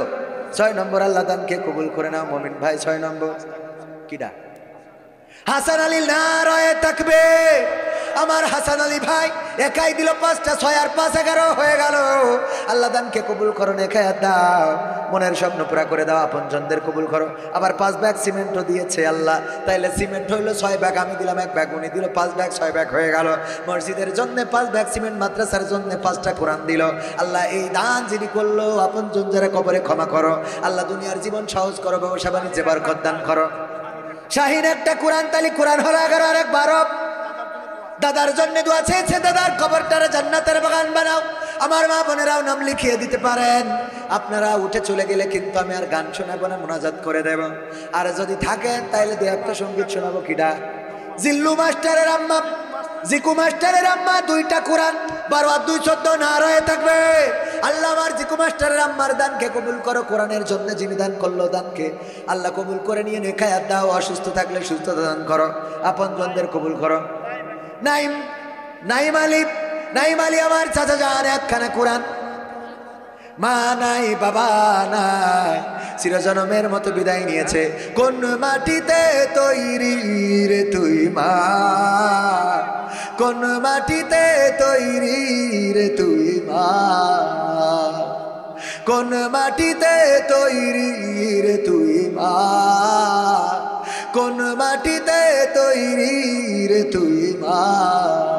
মা নাই, মায়ের নামে বাবার নামে আমার বাপজান একখানা কোরআন দিয়ে আল্লাহ দানকে কবুল করে নাও। নয়ন খেলা ঘর। নারায়ে তাকবীর। আমার নয়ন খেলা ঘর একখানা কোরআন দিল, আল্লাহ দানকে কবুল করে নে খায়াত দাও। 3খানা কোরআন, তাইলে 15 আর 3 18 হইল। আমি 1 ব্যাগ সিমেন্ট দিতে চাইলাম, কম বেশি 300, 530-40 টাকা, ওইটা মসজিদে দিয়ে দিবেন, আমি 500 টাকা দিলাম। আল্লাহ দানকে কবুল করে নাও, আমার বোর হায়াত বাড়াই দাও, আমার যা হয় হোক। কোরআনের জন্য হেলাল শেখ 1000 টাকার একটা বঙ্গবন্ধুর নোট দান করলো। আল্লাহ দানকে কবুল করে নাও, নেখায়াত দাও, মনের স্বপ্ন পুরা করো। 1000 টাকায় 3 খান কোরআন, তার মানে 18